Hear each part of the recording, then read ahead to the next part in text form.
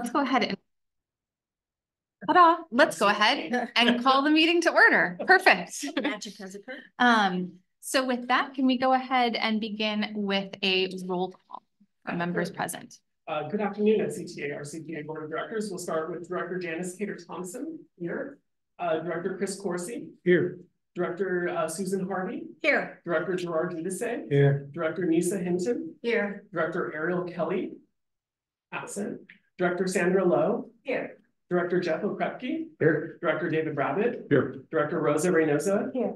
Vice Chair Melanie Backney will be here shortly. She's in the room, or in the office at least. And then Chair Linda Hopkins. Present. And with that, we do have a quorum. Wonderful. And we do not have any teleconference disclosures for any members participating remotely. And no board members participating remotely today. Perfect. Thank you so much. With that, we will go ahead and move on to public comment on items not on the regular agenda. And I would invite any members of the public who wish to comment on this item to please approach the podium. Also wanted to note for the record that Vice Chair Bagby just joined the meeting. And then we did receive a pre-submitted public comment from Tom Conlon. I did provide that to the board as well as included it in the agenda packet that I distributed last Monday. And it's included in there for your replays. Wonderful. Thank you so much. Any other comments? On second, yep. Screen.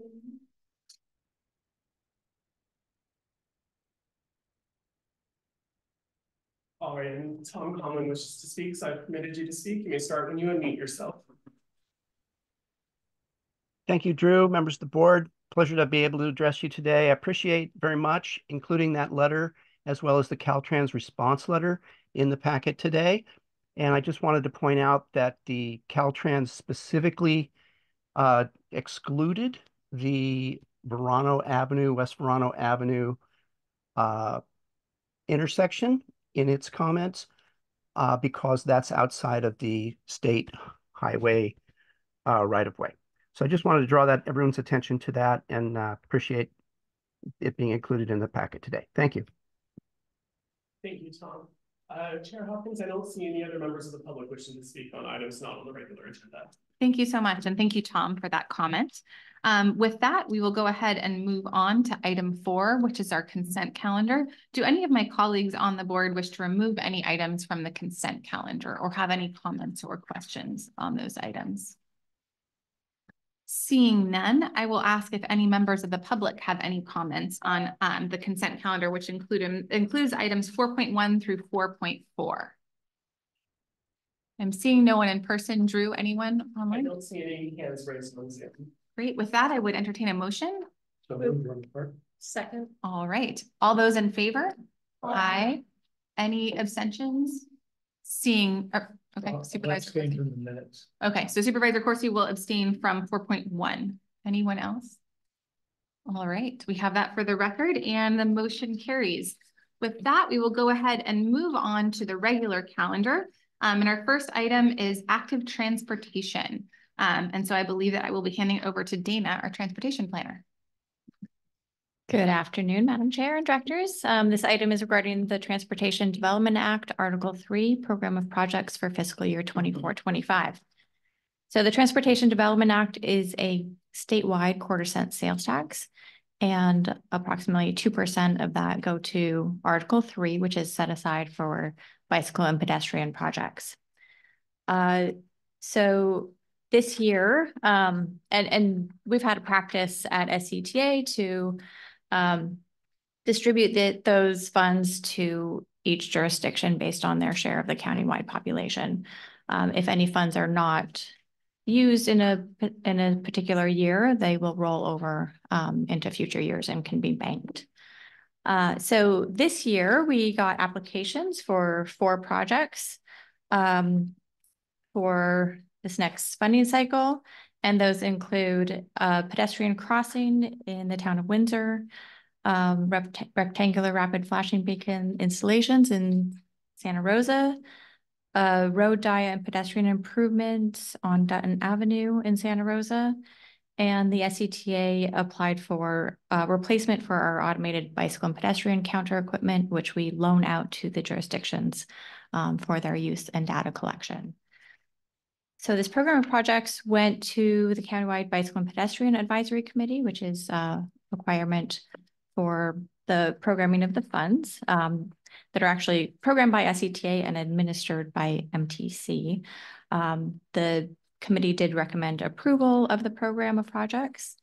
And so we are bringing this here to you today. Each project in here was taken to the jurisdiction's respective council or board and approved there. And so the ask today is for approval of the program of projects for submittal to MTC. Wonderful. Any questions or any comments from directors who represent these areas? Supervisor Corsi, Director Corsi. Just curious about the Windsor pedestrian crossing. Is that associated with the smart underpass? Thanks. Good news for the town of Windsor. Yes. Anyone else? All right, seeing none, do we have any members of the public who have any questions or comments on this item? Seeing no one in person, Drew? Not seeing any hands raised on Zoom, Chair. Wonderful. Thank you so much for bringing this forward, Dana, and for the work also of running it through the BPAC and the local jurisdictions. It feels like by the time it gets to us, it's been thoroughly vetted, which is always wonderful.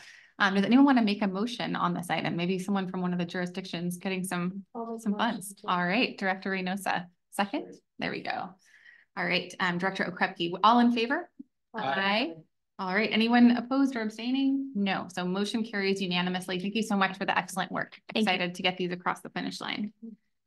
So with that, we are moving on to another active transportation item, the Transportation Fund for Clean Air Program of Projects. And we've got David to share this one, our Director of Projects and Programming. Thank you, Madam Chair. Good afternoon, directors. This is the Transportation Fund for Clean Air, or TFCA, fiscal year 24-25 proposed program of projects. The TFCA is a program administered by the Bay Area Air Quality Management District, and SCTA receives 40% of the funds that are collected by the DMV within Sonoma County. By board policy that was adopted in 2006, funding is set aside for the transit operators for a certain percentage, and then another percentage is set aside for competitive projects that all the jurisdictions that are within the air district's boundaries can compete for. This is for both transit projects and active transportation projects. We received applications from all the transit operators and also from Santa Rosa Transportation Public Works and City of Petaluma Transportation and Public Works and Utilities. And we had enough funding to award funding for all of the transit projects and also one bicycle project within the city of Santa Rosa and funding for SCTA's Go Sonoma Commute program. Unfortunately, we did not have sufficient funds for the city of Petaluma's D Street bike lane gap closure projects, but that project can be in next fiscal year. I should note that staff is looking at the existing policy from 2006 and potentially looking at revisiting that in next fiscal year to perhaps go to a 100% competitive process and not have set aside for the transit operators. With that, staff recommends that you approve the proposed program of projects as shown in table 2, and I'm happy to answer any questions that you have. Thank you so much. Any questions from my colleagues? Seeing none, I have one question just that, I mean, is it possible to prioritize those projects that applied this year and we ran out of funding in our upcoming cycle, or how is that typically handled? Just acknowledging that I'm sure that the Petaluma project is meritorious and we want to get it funded. How will that be handled next year? We are happy to take direction from the board. Our existing policy doesn't have any set criteria to prioritize projects because usually we're able to find enough funding to at least partially fund all projects.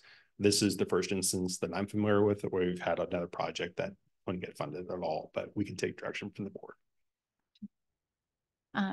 Any suggestions from my colleagues? Director Vice Chair Baggi?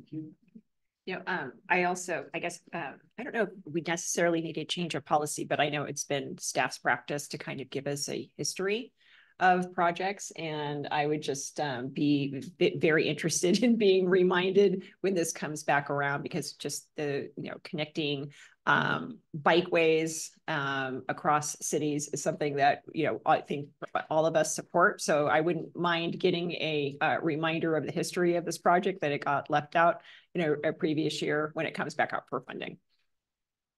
I agree. Yeah. Director Fehr Thompson. Also an update on the D Street and when it's going into next year instead of this year. And does this have to do with what we're already moving forward on in the city? Unfortunately, this project, we just do not have enough funding to award it. And the projects from the city of Santa Rosa and SCTA for the competitive portion of funding had a greater cost effectiveness score for the dollars per pound of emission reductions for the projects. And so the city of Paloma's project unfortunately scored lower. So we can go back next year, though. Correct. Thanks. I just wanted to add also from the Bay Area Air Quality Management District perspective that we've actually had a lot of conversations because it's actually always easier to prove the greenhouse gas emission reduction of, say swapping out a bus to all electric, or actually in one case it was I think trying to make vehicular traffic flow more quickly through a large street. And so we actually funded that, even though it went against sort of every bone in our body, which says we actually want to slow down traffic so that it's safer for cyclists and pedestrians. And so it's just something that we've had a lot of conversations at BACMID about, is how do you actually better capture the potential emissions reductions from bike and ped projects, knowing that you're not going to have people walking or biking until it is safe to do so. So it's like really hard to kind of a cart before the horse argument, where you can't prove that there are going to be a lot of people using it, because right now there aren't, because it's not safe to do so. So we'll definitely be open to policy amendments in the future. I do think it's really important to electrify the fleet and appreciate the replacement battery electric transit buses as important components, but it would be really great to look at more complete streets projects in the future. So look forward to that conversation when it comes back to the board. Any comments from members of the public in person on this item? Seeing none. Anyone online? No hands are raised on Zoom. Okay. And any final comments from my colleagues, or does anyone want to make a motion? Move to approve item 5.2, Transportation Fund for Clean Air, TFCA, for the 24-25 proposed program projects. Second. Great. Thank you so much. All in favor? Aye. Anyone opposed or abstain? No. And I think that even though we didn't sort of take a formal straw vote, hopefully that when this comes back to staff, we can be reminded of the fact that Petaluma tried for these funds, this year, and just remind ourselves of that history. So hopefully we can get that project funded in the future. So with that thing, and I think you're staying up here for the next item too. Awesome. So Go Sonoma Interfund loan from Measure M to Go Sonoma, item 5.3. Take it away. Madam Chair. I think we're just PowerPoint up. Oh, we've got some PowerPoint on this one. Exciting. So this is an interfund loan proposal from Measure M to Go Sonoma, as noted.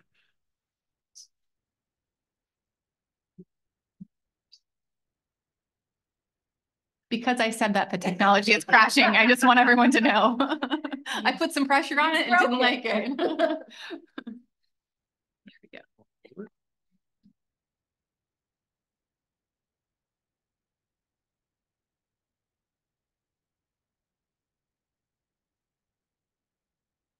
Doesn't seem to want to go full screen. Technology is good. It's Monday. It's just not quite ready for it yet. Oh.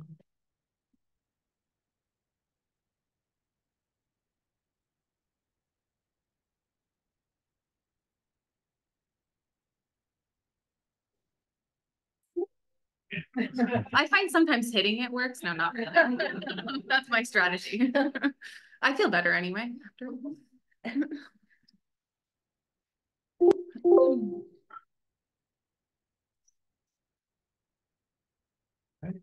Well, thank you, Madam Chair and Directors. Apologies for the delay. So back in February of 2023, the board approved the final programming for the SCTA funding program cycle 1, and that included funding for a number of projects funded through Go Sonoma, the first funding from the new sales tax. Back in December, the board approved the draft Go Sonoma Street implementation plan that can contain these projects. And since then, staff worked with your staff to refine the project schedules and determine when we would actually need funding as they get going and moving forward into implementation.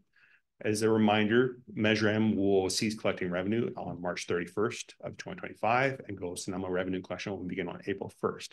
And the Go Sonoma measure has 4 primary components: the Go Sonoma Roads program, the Build Bikeways and Pathways program, which is a competitive program, the Go Sonoma Transit program, which is the allocation program along with the roads program, and the Move Traffic and Improve Safety program, which is also a competitive program. These projects these funding sources are divided into a number of subcategories. This includes the competitive programs and also the apportionment programs. The competitive programs have both funding for staff time and consultant assistance to help with grant application support and also to implement projects.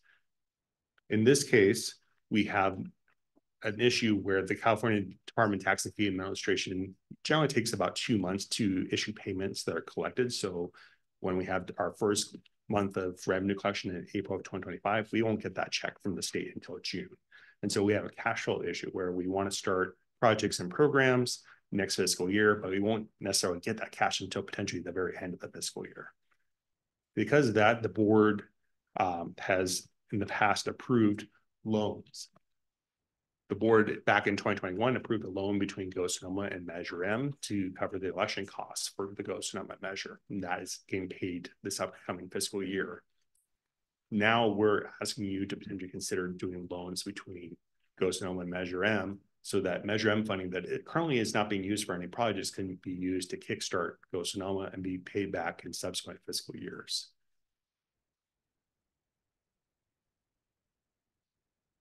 In this case, we are seeking approval for 2 loans. One would be $2.68 million in fiscal year 24-25, and the second payment would be in $3.22 million in fiscal year 25-26 for a total amount of $5.9 million. This includes sub-loans for both move traffic improvement safety projects and capacity building, build bikeway and pathway projects and capacity buildings, build bikeway and pathway safety and education, and also commuter or first and last mile. The interest rate for this loan will vary based on the earnings of the county treasury pool. And over the last 6 quarters, that's averaged 2.084%. I should note that this interest would have accrued anyway if the funds were being in Measure M. It's just about keeping those funds whole. So those interest amounts that any deposits from Measure M to Go Sonoma will accrue in Measure M instead of in Go Sonoma. We have determined that we have sufficient cash flow and available revenue to pay back all loan proceeds by the end of fiscal year 26-27. And as I mentioned earlier, this will not impact any Measure M LSP projects. With that, we recommend that the board approve the loans and adopt resolution 2024-009. And I'm happy to answer any questions that you have. Great. Any questions, Director Reynosa? Is there any financial risk or any potential risk at all? I didn't see any listed. We do not see any risk at all because this is really just an internal funds transfer between one account to another. So there's no risk that we foresee. And we anticipate that Go Sonoma revenues will be sufficient enough to pay back the loans by the end of fiscal 27. Other questions? Director Harvey? Is it fair to say that if there was some severe financial, say, recession or something like that, there would be a risk at that point? Because if the economy somehow takes a nosedive like it's done in the past, then we might not have the funds to pay back in that time period, correct? That could be a risk if there's some kind of severe enough economic disruption that revenue comes in down, and we could come back to the board and revisit the terms of the loan. So it would be the terms that you would probably extend then. Okay. Correct. Thank you. Great. Any other questions? All right, seeing if there are any members of the public in person who wish to comment on this item. Seeing none. Drew, anyone online? I'm not seeing any hands raised online, please. So no. Any final comments on this item, or does anyone want to make a motion? So approved, Rabbit. Moved by Director Rabbit. All right. A second by Director Hinton. All in favor? Aye. Any abstained or opposed? Seeing none, that motion does carry unanimously. Thank you so much for the excellent work on this one. And so with that, we are going to get to the really meaty stuff. We've got our 24-25 annual budget. And I see Tanya coming up here to kick off our presentation. I'm not going to say anything about PowerPoint. So yeah. Okay, there we go. Thank you. Needed a warm up. I understand. Good afternoon, directors. I am here to kick off our budget presentation for this time. And so I will start it off and then I'll pass it over to my colleagues to carry through the rest of the budgets. And so we are here today to present the preliminary budgets for FY 24-25. Oh, there we go. Now, see, I get too excited. Went way too far. So I will start us off with RCPA. And as you may recall, by June of each year, the SCTA RCPA must adopt 5 preliminary budgets for operations to continue into the new fiscal year. And the 5 budgets this year, and we've added one, as you'll see, cover the RCPA, the Transportation Fund for Clean Air, or TFCA program, Measure M, Go Sonoma, which is the new one this year, and SCTA General Operations. So we'll present all 5 of the budgets to you and then would ask that you hold questions to the end for the discussion. So I'll start off with RCPA. We were formed in 2009 by state legislation. All staff are employees of the SCTA. And as you'll see in the next slide, roughly three quarters of our revenue and 1/2 of our funded positions are funded by BayREN, the Bay Area Regional Energy Network. And then lastly, we are working closely with the Climate Funding Strategy Ad Hoc and the board as a whole on new sources of funding for climate solutions. So that's some background. So I'll start off with our revenue. In terms of changes in FY 24-25, we are showing a $10,000 roughly increase in local contributions. And this is due to, it's based on a 2.62% increase in the Consumer Price Index between December 2022 and December 2023. And this is how we typically calculate the increase year over year. As I mentioned in the previous slide, the majority of our funding does come from BayREN. That's the green portion of the pie chart that you see there on the slide, about 80%. About 18% is our RCPA programs, and then 2% is for the Water Upgrade Save program for the capital to fund the energy and water saving improvements. So in terms of the other increase in FY 24-25, it is due to BayREN. So we are anticipating bringing on a larger utility in the next fiscal year, which will increase consulting revenue for consulting, and then expanding the Water Upgrade Save liaison service. So all that is covered by our BayREN agreement.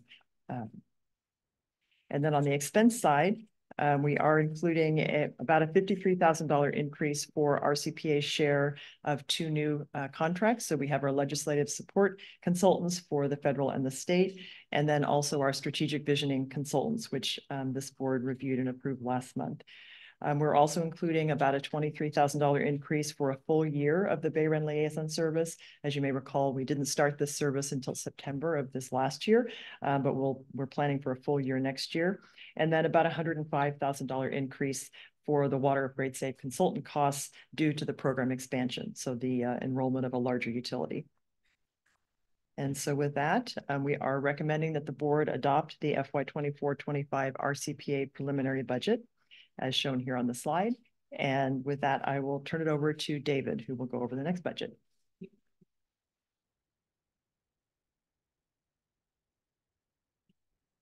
Thank you, Tanya. So the next budget we have for you today, the second of 5 budget, is the TFCA budgets. This includes not only the funding that you just approved as part of the earlier item, but also carried over from past fiscal years. As I mentioned earlier today, 40% of the funds are administered by SCTA, and we distribute them through Form 1 competitive process. 6.25% of the funds are used by SCTA for the administration of the program as well. For revenue changes this fiscal year, we had a 1.3% increase in TFCA revenue over last fiscal year, and we also had rollovers from projects that are completed under budget.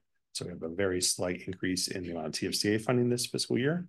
However, there is a reduction in the amount of expenditures because we have a true up for the actual revenues from fiscal year 22-23, which were lower than expected. So there was a slight decrease in the amount of distributions for projects. And with that, we recommend that you adopt the fiscal year 24-25 TFCA preliminary budget, and I'll move on to the next 2 budgets, which are the Measure M and Go Sonoma budgets. So the Measure M sales tax will expire on March 31st, 2025, and it was extended by Go Sonoma until 2045. We are currently at 97% of the original revenue projections from back in 2004, so we're still doing very well with Measure M. However, we are in a down fiscal year right now with revenue contracting. As you can see in this bar chart, there's a comparison of the fourth quarter of 2023 compared to 2022, and revenues are down about 2% over that period. We're having kind of a decreased consumer confidence because of the economy. People aren't spending as much because of inflation. However, we are still seeing growth in restaurants and tourism as well. As you can see, we've had a robust history of growth recently coming out of the recession and also a recovery after COVID, with the peak revenue for Measure M in fiscal year 23 at $32.6 million. We're projected to be down about 1.8% this fiscal year. However, next fiscal year, we're anticipating about 1.5% growth. In fiscal year 26, we're forecasting getting back to about normal levels of growth at about 2.8%. I should note for this revenue estimate for this particular budget, we're only budgeting 3/4 of revenue, as Measure M sales tax collection will end on March 31st. And so that's why you're seeing revenues down about 24%. That's really just that 1/4 revenue. The Measure M expenditure plan includes a number of categories. The largest is the Highway 101 category, followed by local streets projects and local street rehabilitation, along with the transit, rail, wagon ped, and administration programs. In fiscal year 25, we have, as I mentioned earlier, the sales tax is slowly increasing compared to this current fiscal year before returning to historical level of growth in fiscal year 26.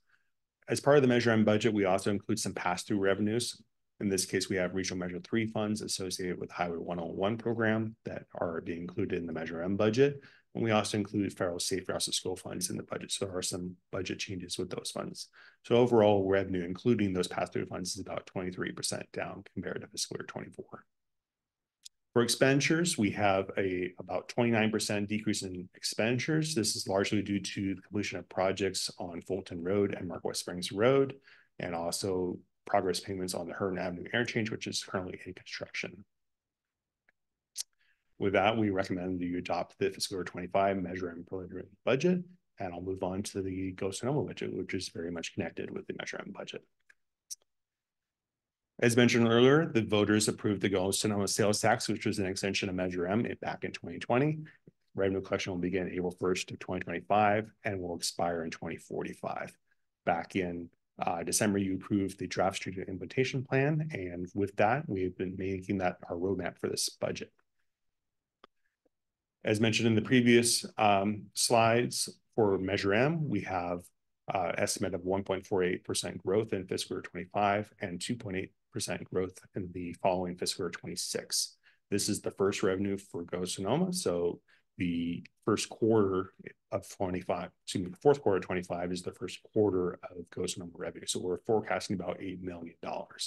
However, as I mentioned earlier today, we don't anticipate getting that revenue until June, July, and August. We have to recognize that revenue because it's being collected. However, we don't anticipate receiving that revenue until potentially into fiscal year 26.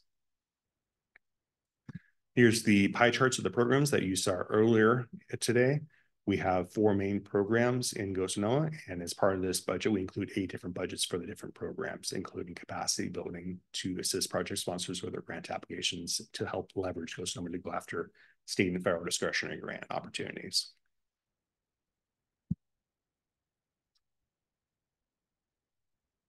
For the revenue, we have the approximately $8 million in revenue that are forecasted for the fourth quarter of 2025. We don't know when the full revenue will be collected. However, we anticipate getting the first payment from California Department of Tax and Fee Administration in June. The revenue, which isn't shown in this figure, includes the loan for Measure M to Go Sonoma that you just approved. On the expenditure side, we anticipate having payments not only to the cities and county for projects, which is $1.4 million, but also funding for SCTA staff time and consultant services to help start implementing the community programs, safe routes to school programs, and capacity building functions.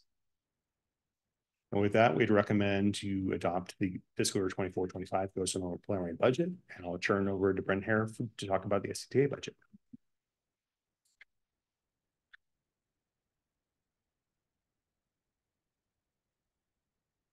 Good afternoon. I am Brenton Fehr, and I am the Fiscal and Administrative Analyst for the SCTA to present the last budget for your consideration today.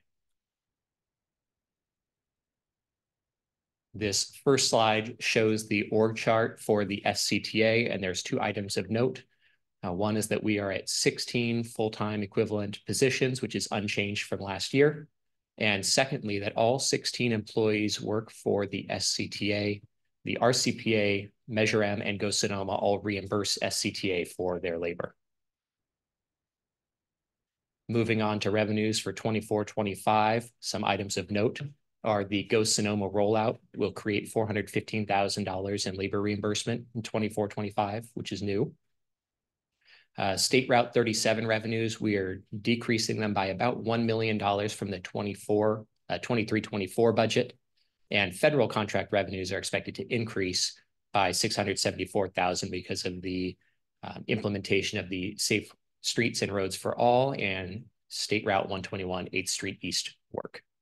And lastly, great mitigation funding is expected to decrease by $1.9 million from the 23-24 budget because the county signed a new agreement with Grayton Rancheria in 23. And so our total revenue is budgeted for a little over 9.5 million for 24-25, which is a 14.58% decrease from last year. On the expenditure side, contributions to other governments are decreasing by 3.06 million due to the end of the Great Mitigation funding, and consultant services are increasing by 325,000 due to the implementation of the Safe Streets and Roads for All and State Route 121 8th Street East programs. And our estimated or budgeted expenditures are a little over 8.9 million, which is a 23.05% decrease from 23-24. And in summary, we recommend that you approve the 24-25 SCTA preliminary budget. Thank you. Thank you very much. And then that concludes the presentation, and we will bring it back to the board for any questions on any of the budgets that were presented. Director Harvey. I just want to thank James for answering my question. My question had to do with the item that we previously approved that raised all of, or a lot of the salaries to make sure that those items were already included in this budget. So thank you for answering that question. Great. Any other questions or comments on the budgets? Director Corsi. Thanks. I believe it was David who talked about Measure M being at 97% of the revenue forecast from 20 years ago. Pretty close. What do we expect it to be at the end? Is it going to be somewhere around 100, a little more? No, that 97% number is what we expect it to be, because this is the budget that takes us to the end, right? Okay. Everything's done May 31st, 2025, and then the revenues that start collected on April 1st will be for Go Sonoma. And so yeah, 97%, and we had times in there where we were projecting 80%, right, in major recession. And there's huge sag, and then a couple smaller sags that got mixed in. But yeah, it is pretty phenomenal to think over 2 decades ago, when this was being conceived, that we would be that close in the estimates.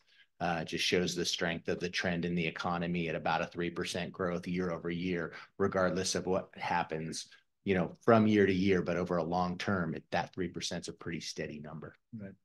Thank you. Other questions from my colleagues? Seeing none, do any members of the public wish to comment on this item? Seeing no one in person, Drew, anyone remotely? I am not seeing any members of the public online wishing to speak on this item, Chair. All right, with that, I will bring it back to the board and find out if there are any final comments or anyone wants to make a multi-part motion on this.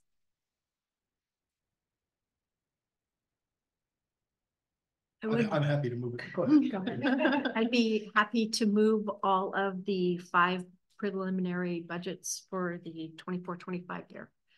Second. Thank you so much, Directors Harvey and Giudice. With that, all in favor? Aye. Aye. Any opposed or abstain? Seeing none, that motion does carry unanimously. Thank you so much for all of the work on that and the information. Really, really appreciate the thorough yet succinct presentations. Appreciate that.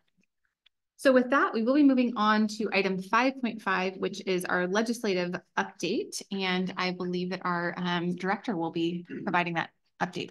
Thank you. So within your packet is a legislative update. It has our typical reports that we receive from MMO partners, our federal lobbyist, as well as Politico Group as our state lobbyist, that really shows the breadth and depth of the advocacy work that we do. We are available to support, they're available to support both our SCTA, RCPA efforts, as well as individual efforts for our jurisdictions that align with our climate and transportation legislative principles. And some of that work has been occurring on a case-by-case basis as different jurisdictions go out for things like community project applications, and we support their applications through letters of support and advocacy on behalf of individual jurisdictions as well. We've been focused primarily on three major topics within those reports. I would start with the climate bond advocacy that we've been working on, really looking to still follow up on some of the work that started last year with regarding leveraging RCPA's status as a climate resiliency district within a climate bond that could potentially move forward. We've been still uncertain as to what the capacity of that bond will be. The original bond language that went through last year was looking at a $10 million climate bond.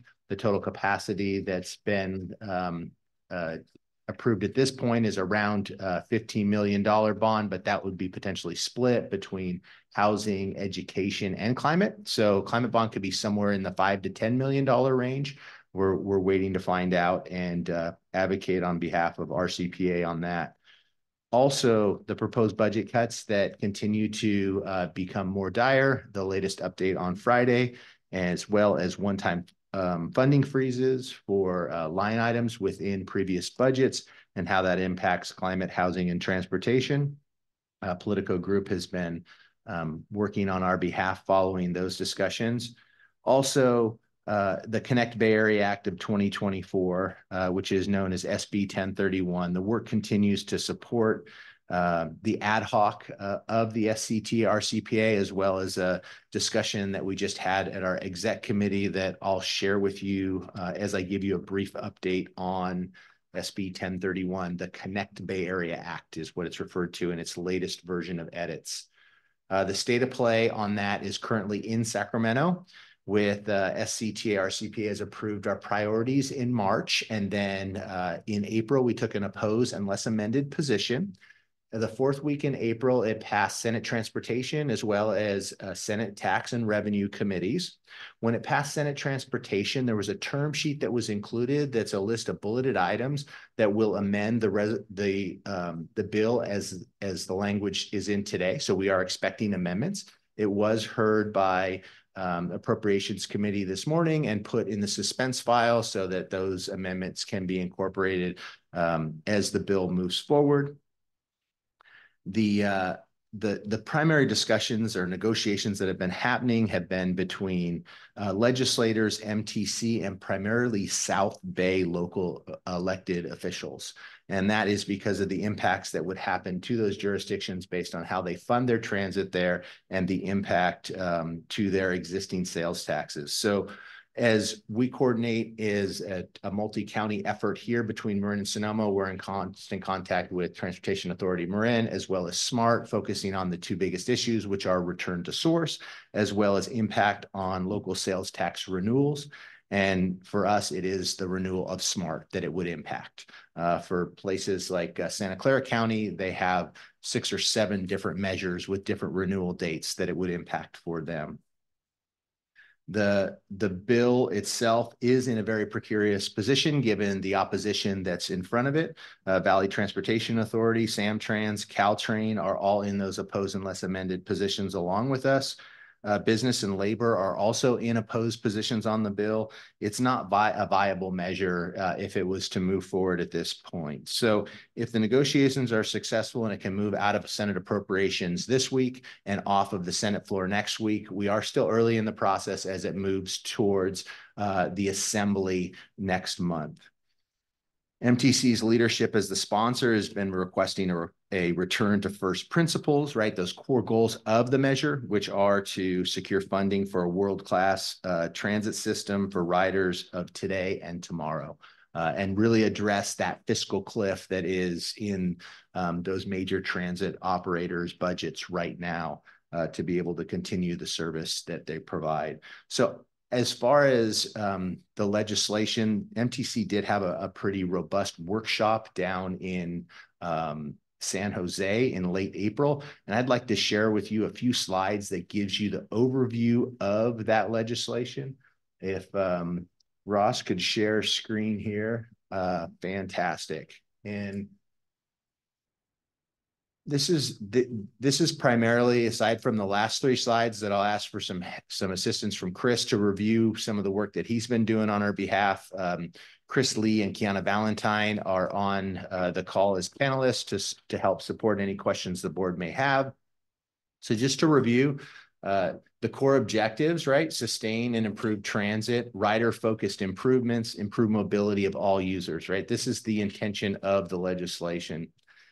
It is broken down currently into 4 expenditure categories, and it's actually just 3 expenditure categories with a flexible category that allows MTC that reasonable approach to be able to decide where of those other 3 categories funding is needed the most to achieve the goals of the measure. Those categories are broken down: 45% transit transformation, 25% safe streets, 15% connectivity, and then that flex category that rolls back in.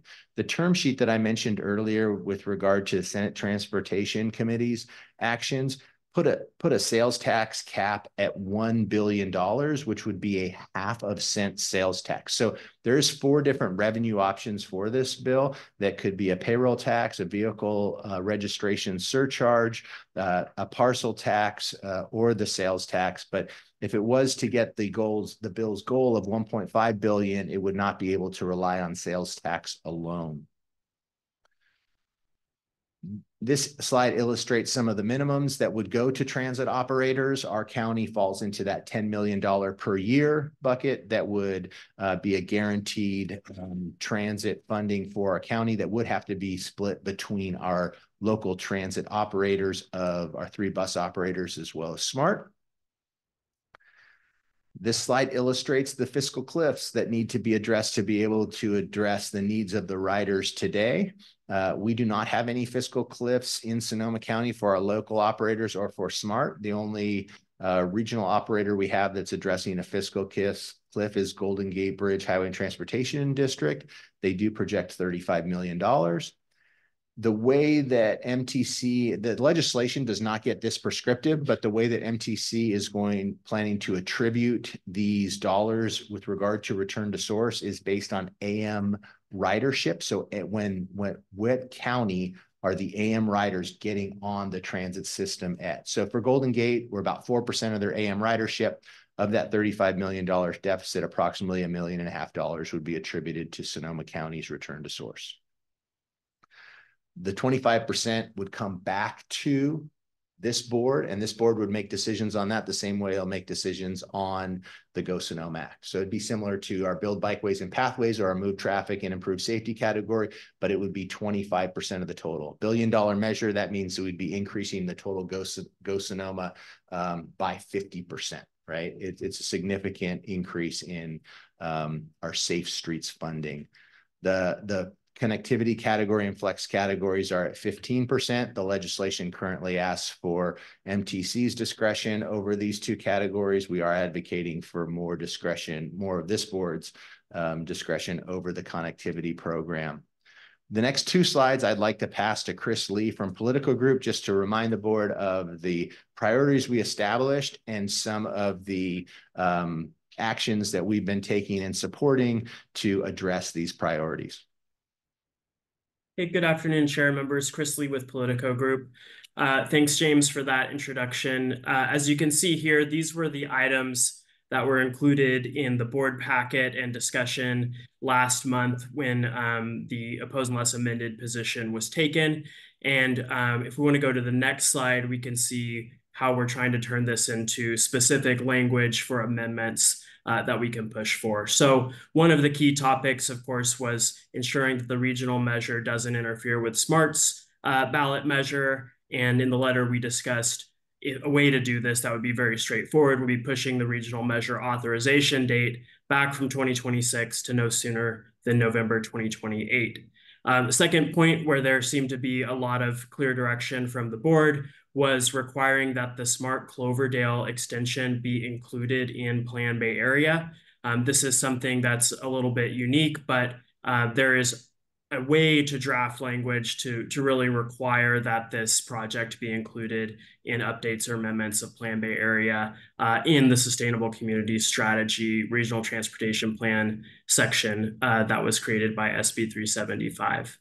On the third point, connectivity funding allocated to county transportation authorities wanted to mirror the language, as James mentioned, that was included in the Safer Streets category and really provide discretion to the CTAs or CMAs in the programming and expenditure of that funding, as well as ensure that complete streets and active transportation are explicitly eligible. This was all part of the broader discussion of those points about making sure that the key priorities identified by this board are the ones that we're going to see come to fruition through funding from a regional measure. And then again, on that topic of ensuring those local priorities rise to the top and are really reflected in the expenditure of funding from a regional measure, wanted to mirror the existing framework that happens at the self-help county level, where you have to get kind of a broad geographic approval between the mix of cities representing a majority of the population and the county board of supervisors, and bring that up to this regional level measure. And so the way that we are thinking about doing that in language is to require a more specific expenditure plan that's consistent with the overarching categories in SB 1031, but requires an endorsement by a majority of the CTAs or CMAs that are included in the measure that also represent a majority of the population, again, of the counties that are included in the measure. And just a reminder, the way SB 1031 is currently drafted, the discretion to choose which counties the ballot measure would appear in rests with MTC. And then finally, this one is requiring a little bit more legal research, but we understand from the board direction and discussion last time that there's concerns about how a parcel tax might be imposed and how that might affect large rural parcels with limited improvements, especially those that are going to put very limited demands on public transportation or other types of transportation infrastructure. So working with staff, we've been talking to your council about how there might be guardrails inserted in the bill, and also just trying to get a clear idea, both constitutionally and as SB 1031 is currently drafted, what options exist to address this issue. So this one's a little bit less far along than the others, where it's pretty straightforward to come up with language. And so with that, I'll turn it back over to James to talk a little bit about some of the other items that are on the table. So these five items we felt very strongly about that we can support based on the principles that were established or the priorities that were established by this board. There's two other items that we think are key questions that would make sense to ask of this board. And we did have an initial discussion at the exec committee on this that I will just kind of report out and state these questions with a little bit of background. The first is that what is an acceptable return to source for Sonoma? You know, a $1 billion measure at 70% provides $43 million. It takes $60 million to get to 100%. This is assuming that we have a $1 billion regional measure that moves forward and goes to the ballot. A few of the comments that we discussed at the exec committee is one that, you know, the major players in Santa Clara are addressing this and they're working towards, you know, maximizing and looking for a very large return to source. We also discussed how, you know, the difference between 43 and $60 million is 17 million, and we're talking about over $1 billion pot. So there will be regional programs that SCTA will be able to apply for. And having without having a measure that is less than 100%, it's not viable to address those fiscal cliffs that need to be addressed. And with that, the exec committee was, discussing numbers around 80%, and for staff to continue to advocate to maximize the amount of return to source that we can get in Sonoma. With regard to question number 2, this has to do with SMART being unsuccessful in 2026. So, if SMART's unsuccessful in 2026, what would be an acceptable backfill from the regional measure? Those fiscal cliffs in that table that I told you, those are numbers that MTC came up with by studying those transit agencies. They don't necessarily have the ability to dig in and be the CFO of those agencies that comes up with those numbers.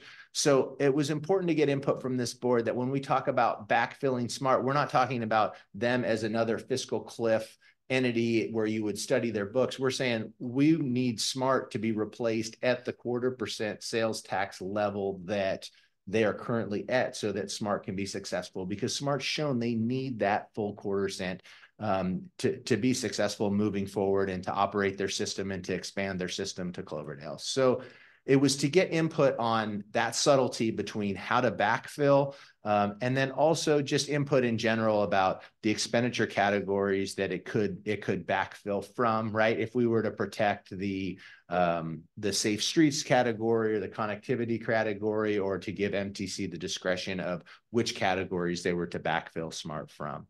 So with that concludes my presentation. It was very focused on the Connect Bay Area Act, but this is a robust legislative platform we're working on, and I would pass it back to the chair at this point. Thank you so much for that excellent report. Any questions from my colleagues? Go ahead. Okay. I know it's kind of early, but has SMART done any polling with regards to renewal in 2026? What is SMART's feeling about that? You guys feeling good about it? SMART has done polling. It's within reach. Okay, I would say. I would ask the question though, of without a renewal of the SMART measure, what backfill would be necessary? All of it wouldn't be enough to replace the 0.25% tax. In Sonoma and Marin, I think it's between $45 and $50 million a year. Is that due? Yeah. Yeah. So, I mean, I'm wondering about the necessity of that conversation. Does it make sense for us to have a conversation about how much of $43 million is going to save SMART? Because not even all of it. So I'm sorry, I framed the question poorly, right? So the question was more about the difference between a 0.25% or specifically drilling into what SMART's deficit is similar to the other operators. The 0.25% is viable in that it would come from, say, 0.5% sales tax that would generate $1 billion, and it would come from both Marin and Sonoma. So it would leave 50% of the measure that could be some portion coming to Sonoma and then some portion being at the discretion of the Metropolitan Transportation Commission. Director Rabbit? Oh, sorry. Just to clarify, again, I've had discussions at the state level. So I think conceivably, SMART does, and that's just speaking as an individual, not as, although a SMART board member, but it's not the policy of SMART. 1031 is something I believe at present SMART should not hang their future on. But if, as I told the state senators 2 weeks ago, SMART is really the only transit agency that has a true fiscal cliff. If you think about it, the other ones just need to cut service. SMART will go away. And so I like the idea of it not being precluded from being mentioned in the list of fiscal cliffs. And I do think for our county that we could benefit. It would go over 100% return to source if it was, so that we would then pay for SMART, still receive the equivalent of the 0.25% sales tax to the county for the benefit of everything else, be paying that full 0.5 cent, of course, but be paying a 0.25% less because we'd be giving up the future of SMART. So not a bad deal. But again, I think the bill is teetering because of all the complications, and I don't think it'll actually I mean, unless something drastic happens right now, I'm not sure, but those conversations have been had, and I think there could be a good outcome, but there's a lot of variables in it. I didn't realize we weren't looking at all. Director Lowe. So on the return to source, are they looking at other counties? Is it going to be differentiated per county? Because it seems that would be a difficult sell in the legislature, you know, to say, well, Sonoma gets 70 and Santa Clara gets 75 and Alameda gets 82. And, you know, so is that even something that we're able to discuss? Or is it something that they're looking for a number that will apply to all of the counties? Yeah. And so the way the bill's drafted right now, there's a floor of 70%, so that every county's guaranteed at least 70%. And then there's spreadsheets floating around with different scenarios about how they would allocate those 70%.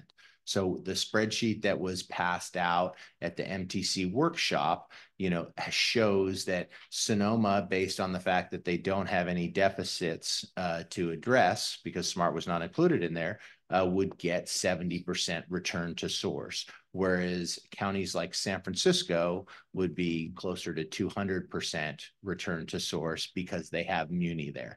And the discretion lies on MTC staff to be able to establish what those deficits are and then distribute out that other 30% as needed. So there would be donor counties. So, okay, so there's donor counties. So is that in the administration of the, you know, presumably it passes, is that administrative, or is that actually language in the bill? Administrative. Okay. It gives the MTC that discretion. All right. So we won't really know until they administrate the actual funds. Correct. And also keep in mind that the legislation is a framework for the expenditure plan. So there would still be a required expenditure plan that would have to be voter approved. That expenditure plan that was voter approved could be more restrictive than the legislation. Okay. And yeah. All right. I'll hold my next thought. Thanks. Any other questions? Any comments from members of the public on this item? Yeah, Steve, come on up. Yes, thank you, Chair and members. Steve Bertelbaugh with the Transportation Land Use Coalition. The dark moment that I worry about with this is that if you have the SMART measure on the ballot and this measure on the ballot at the same time, you could end up with both measures failing in these two counties.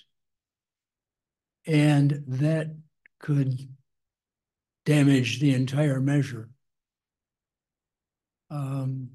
So I think we really need to get some deep negotiation about how we satisfy the SMART situation and situations that BART and San Francisco Transit have to deal with. This is a tough negotiation, but I think we really need to take it step by step. Thank you. Thank you very much. Any other members of the public in person who wish to comment on this? Seeing none, Drew, anyone online? I do have a member of the public which wishes to speak. They have signed in by a phone number, so I will read the last 4 digits of 7110. I've permitted you to speak, and you may start when you unmute yourself. Thank you, Drew. This is Rick Lutman. I'm the League of Women Voters appointee to the Citizens Advisory Committee to this body. James, I had a couple of questions for you about your report. I was puzzled when you said that there aren't any transit agencies in Sonoma County facing a fiscal cliff when clearly SMART is. Did you exclude that because it's a joint venture of Marin and Sonoma, or because it's too far in the future, or what? If you want to go ahead and ask all of your questions, and then we're taking notes, and then James can respond afterwards. So Rick, if you want to keep speaking, that'd be great. Okay, thank you. The other questions about 1031. You said that a couple of weeks ago, an Assembly committee had proposed a number of amendments. I realize that they are not adopted yet, but I'm wondering if they are sufficient for this board to change from oppose unless amended to support. Thank you. Thank you very much, Rick. Anyone else, Drew? I do not see any other members of the public wishing to speak on this item, Chair. Thank you, Rick, for those questions. And also thank you, Steve, for your comment and for your consistent championing of SMART for many years. James, do you want to take Rick's questions? Yeah, please. Thank you. So with regard to the transit agencies and fiscal cliff, the reason why I mentioned SMART not being on a fiscal cliff is because I was referring to the list that was in front of us. And the fact is that SMART does have a fiscal cliff. The only other operator within our county is the operator that I talked to in detail about Golden Gate Transit that is experiencing a fiscal cliff. So I'm more referring to what the authors are looking at versus what the reality is. So I was speaking to the slide. And then with regard to, there's a term sheet that came out. The term sheet does address some of the issues that have been raised by this board. There's still the bulleted items that were presented to this board where we would like to see movement there as well. And it would really be up to the board itself to decide if they would like to switch from an oppose unless amended to a watch or not. Great, thank you. And with that, I will bring it back to the board for comments and direction. Director Lowe. So I've been trying to follow this among a lot of other things. And one of the comments I heard on a news report from one of the authors was that something to the effect of, and I may be misquoting, but there's no there's no other way to do this kind of statement. And I think that concerns me, because you can't guarantee, even if, all things, everybody supports it and we support it and all of that, it's still up to the voters and a lot at stake. And it concerns me that there's no other possibility. What's plan B for the agency? And so I just wanted to know if there was any discussion, apart from going through the legislative direction, if there's, and I've heard several comments of my colleagues around this table say things about the agency and the things that could be done, is if there are any other avenues that they're looking at. Should the bill not go through, and if the comments from the author were correct, that's a terrible scenario. So what are they going to do? So is there any discussion of that? Yeah. There has not been a formal discussion, if you will, but there has been discussion over those that are following this very closely. And some of the discussions, I can think of about 3 different things that come up. One is MTC does have discretion over some of the existing transit funds that come to our county and come to all the counties. So they could start using some of that authority that would then impact our operators. And I believe they have done some of that during COVID to address some of these shortfalls. The other thing that comes up sometimes is the Cal STA Transit Transformation Task Force that was formed earlier this year, and the work that they're doing statewide to try to address how to better fund transit and better address transit.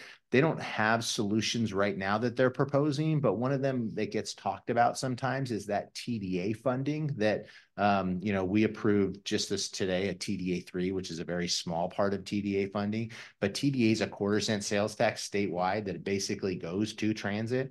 So what opportunities are there to address this on a statewide basis, increasing that 1/4-cent sales tax statewide to address our transit needs everywhere? And then, you know, the third item that comes up occasionally is what's going to happen with the next round of One Bay Area grant funding, and is there opportunities for those funds to be somehow utilized to address this fiscal cliff going forward? So MTC has other tools in their toolbox. They have not vocalized them or said they would use them, but they're available to them. Great. Other questions? Director Corsi. I'm wondering, first of all, if part of our advocacy is trying to get SMART on the fiscal cliff list, and would that help us potentially get off the floor of 70% on the return to source issue? Yes and yes, absolutely. And so we are advocating for SMART to be added to that fiscal cliff list. And so has Supervisor Rabbit in his role as Commissioner Rabbit at commission meetings. And this is something that is very important to us because we know that SMART, if they don't pass in 2026, they're already going to start having to wind down, like 2028's too late. With regard to the number, it could be a number that gets us up to an 80% return to source, depending on what categories you pull from to fund SMART, or it could be something that puts us way over 100% if you keep the other categories whole coming back to our county. Okay. Yeah, that's it. Great. Other questions or comments? Vice Chair Bagby. Yeah, these are all good discussions and good questions. And it's frustrating, I think, having followed this issue and watching how much time staff is putting into it. And it's a bill that may not happen. But on the other hand, I think that we're being forced to dive deep into our regional issues and our foibles, and it's not going to be wasted time either way, because these are problems that we do have to solve. So I guess, you know, what I'm hearing is that, you know, what's before us today is, you know, do we maintain our status of being opposed to SB 1031, or do we back off a little bit to a watch position? Is that what I'm hearing from staff, that's the question today? Yeah, that would be at the board's discretion, and this is an actionable item where the board could make that move. Okay, great, thank you. Or we could just sort of provide verbal direction. It doesn't need to be a formal vote, right? So listed as an action item, so we could take either sort of tact.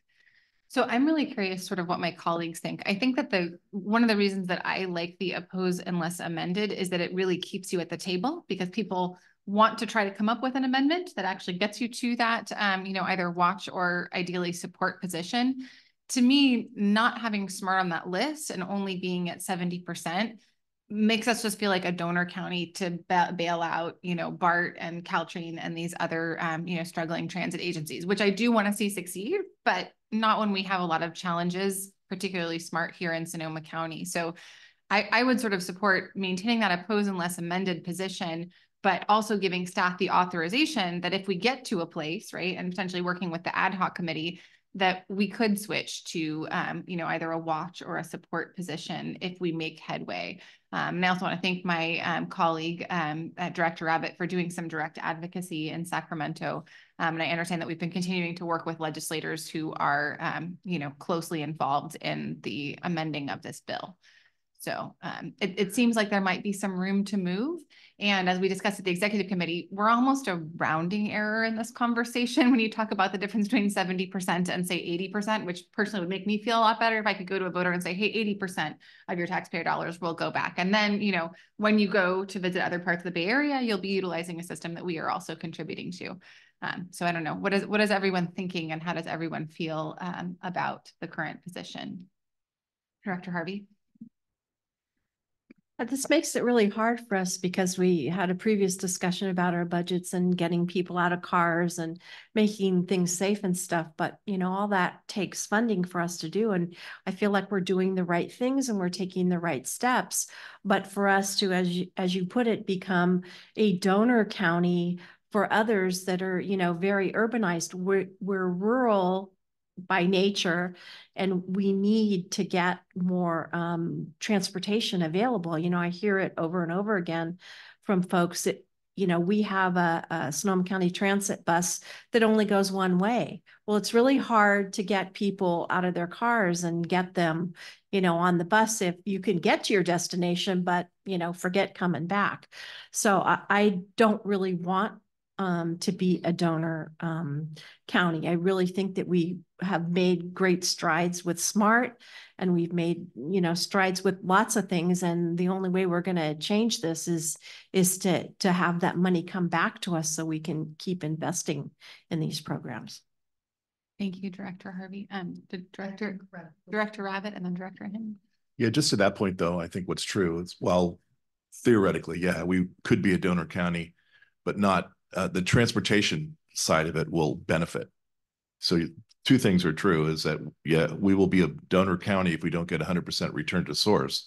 But if this thing passes, all the transit agencies will get money from heaven that they don't need, honestly, and haven't budgeted for. Millions of dollars, Santa Rosa City Bus, Petaluma, and then they need to decide how to spend that. So it will augment service here locally, but we are going to tax ourselves to pay for that as part of the region.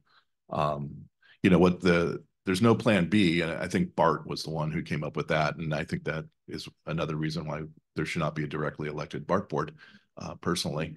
But you know, the plan B is, I think, what Golden Gate Bridge knows they're going to do is cut service.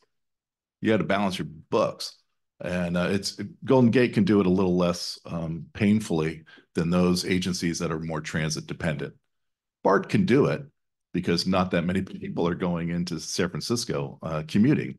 And I get it that you want to have a robust system, but the headways need to reflect ridership, and you can't run empty buses or boats or rail cars.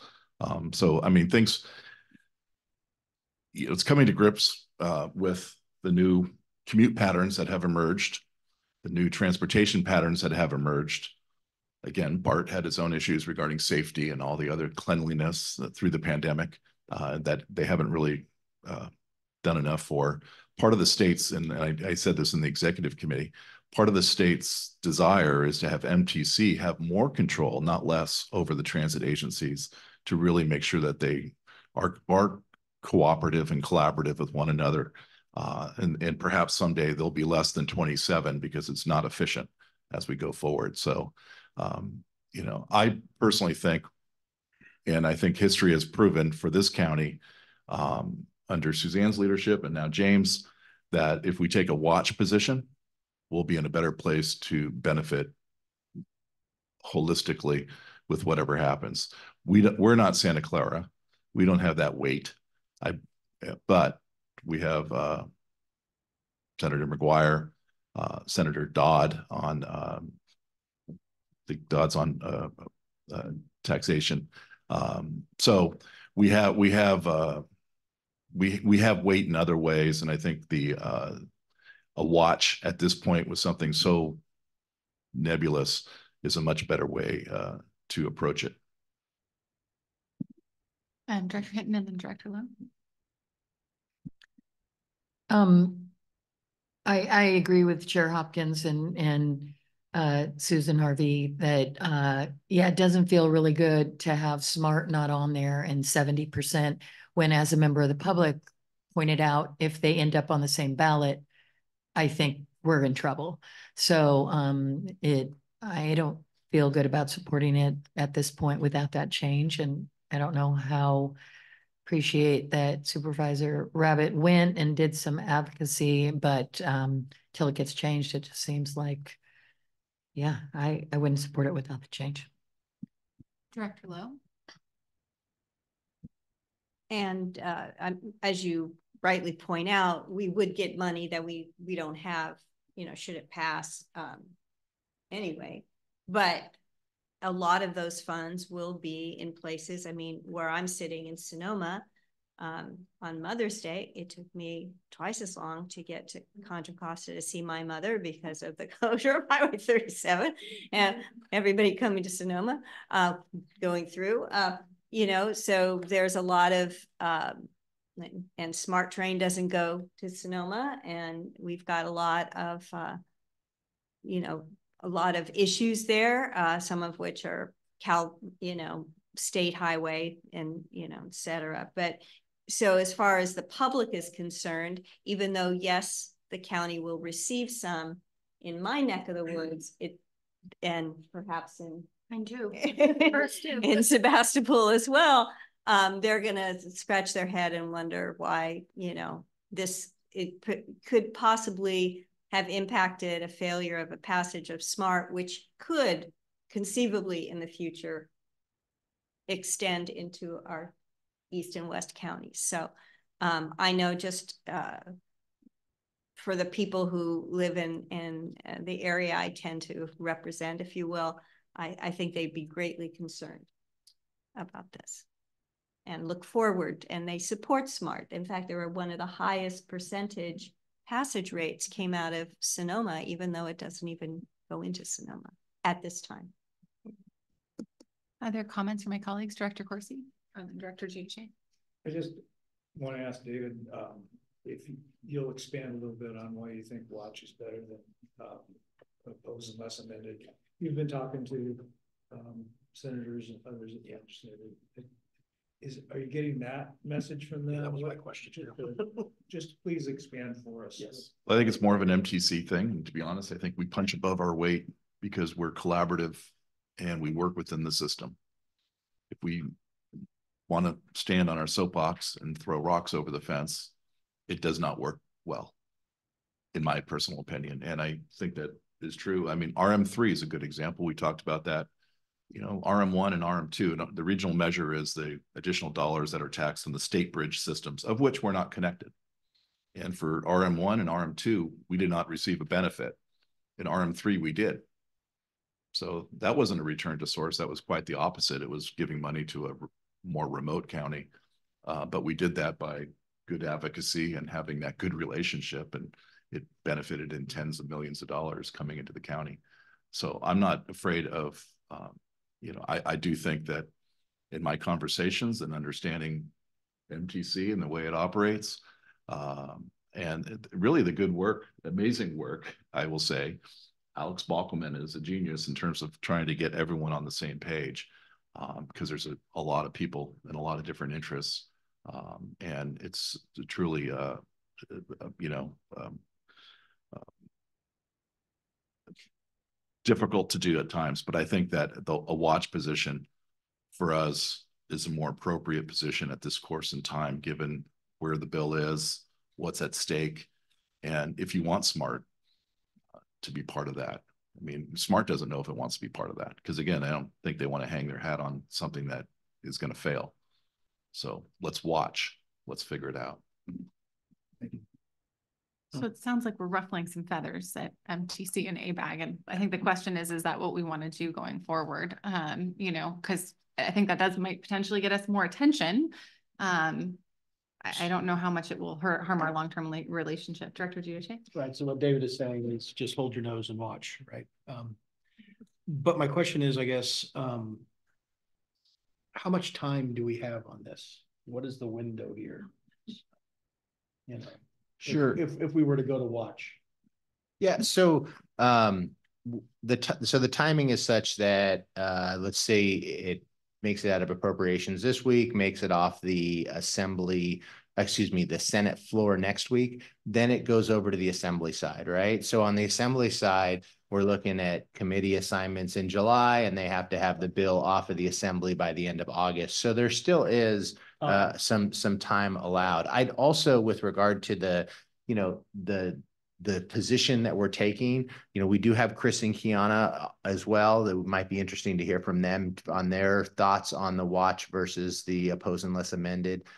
With regard to our relationships with MTC, I will say that it does strain it a little bit with staff, but we still have such strong, deep relationships with them that it hasn't slowed down the communication with them on other issues. They're still very engaged with us and working with us.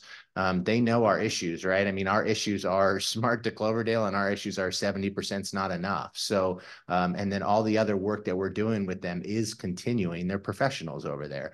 I'll also say that on Friday at the legislative committee, when they talk about who hasn't opposed unless amended, our name doesn't even come up, right? They mention VTA, they mention Samtrans, right? They mentioned, yeah, but no, we're not on the radar. So they don't even care enough to mention us. Yeah, I know better about the position now. I'm just, yeah. Director Lowe. And thank you for that, because that's basically what I was going to say. I mean, I'm working on a bill right now. It's a pretty big one that'll end up on ballots. And there are some groups that are opposed unless amended. And, you know, if you're the Chamber of Commerce and you have opposed against amended, you're going to get the attention, and people are going to do some, you know, fine tuning, because that particular organization has enough money to defeat it when it gets on the ballot. Could Sonoma County on its own defeat it? If we could, if, you know, the numbers were, then they would pay a lot more attention to it.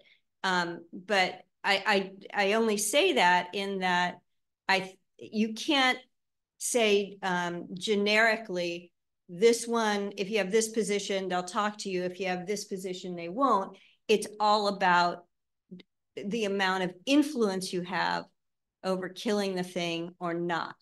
And if we don't have, you know, whereas Samtrans and, you know, the state Fed or whoever else is involved, if they have opposed, they're going to have much more, they have the resources perhaps to defeat it. And so I think that's the issue, not that we're small in Sonoma. It's like, you know, would we defeat it or not? And of course, I don't think we would. I mean, I think opposed unless amended is not, well, if it gets on the ballot, we're going to ask people to vote no. I don't think that's what we're saying. What we're saying is exactly the points that you made.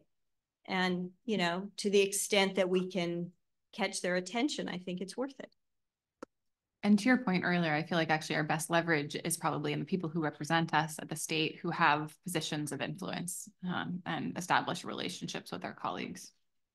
So other comments? Do we want to actually make a motion and take a vote, since it seems like there might be a little bit of you know, difference of opinion among the board? Director Corsi, I saw Director Corsi first and then Jude Shea, or you want to? I just wonder if we want to ask the opinion of the people that we're paying to. Yes, Okay, exactly. there we go. That's what I was gonna. Great. Thank you. Wonderful. A month from now, too late. Hi there, Chris Lee with Politico Group. I think the main thing that I would point out in this conversation is I don't think, given the dynamic that James was talking about, that an oppose unless amended position was particularly controversial stance to take. I definitely appreciate the discussion about the relationships at the regional level, but I think it's just important to know, and we're certainly being asked by your legislative delegation, okay, we understand these broad concerns. What's the language that you want to see in the bill? And I would just say that moving from an oppose unless amended position to a watch position at this point does, whether fairly or not, send an indication that your issues have been resolved. I think there are still issues that need to be improved. And then the other point I would make is we know we are likely to see the amendments that were agreed to in that term sheet when the bill comes off of the appropriation suspense file, presumably later this week. So the bill is a moving target. And so though that could be another opportunity to reassess position, there could be amendments on the floor. I just want to reiterate the point that we are being asked what are the things that could be done to improve the bill. There are other stakeholders involved. It's not just MTC, it's the legislative delegation. And we just want to be clear that there are things that the board would like to see improved. And I think a watch position implies that the issues have been addressed. Thank you very much for that. Kiana, anything to add? Okay, great. So bring it back to my colleagues. How do folks feel about sort of staying the course and maintaining based on that recommendation and oppose unless amended, and hoping that that actually gets us the changes that we want, at which point we could then reconsider, a shift in position? I'm okay with that. You had also mentioned before about delegating to the staff if the changes are made that we want, that you don't need to come back and have it ratified a month from now, 2 months from now, whatever. Does that make sense to everyone? And so just to sort of make sure that we have consensus on that, is that it seems like we want either an increase in the return to source sort of floor, or we want SMART to be added to that list of fiscal cliff entities. Is that accurate? Or both? Yes. Both. All right. We're going for a shoot for the stars here. We want both of those things. All right. And anything else? I think that also the decision-making authority was important, that we would have an opportunity to, determine the projects. We discussed that at the prior meeting. Any other priorities that we haven't covered? Vice Chair Bagby? Yeah. I just want to be a little bit more specific about Smart to Cloverdale, which is the item C in the list. And I know our legislators are pushing for it, but I want to draw out that, first of all, whether or not SMART's on board with this, that still is, remains to be seen. We don't make that decision for that agency, even though there are 3 of us on the board there. But also just to be very specific about the issue around Smart to Cloverdale, to be very clear. And I think that James covered this in his presentation, and that is that SMART needs to be in Plan Bay area so that it is eligible to compete.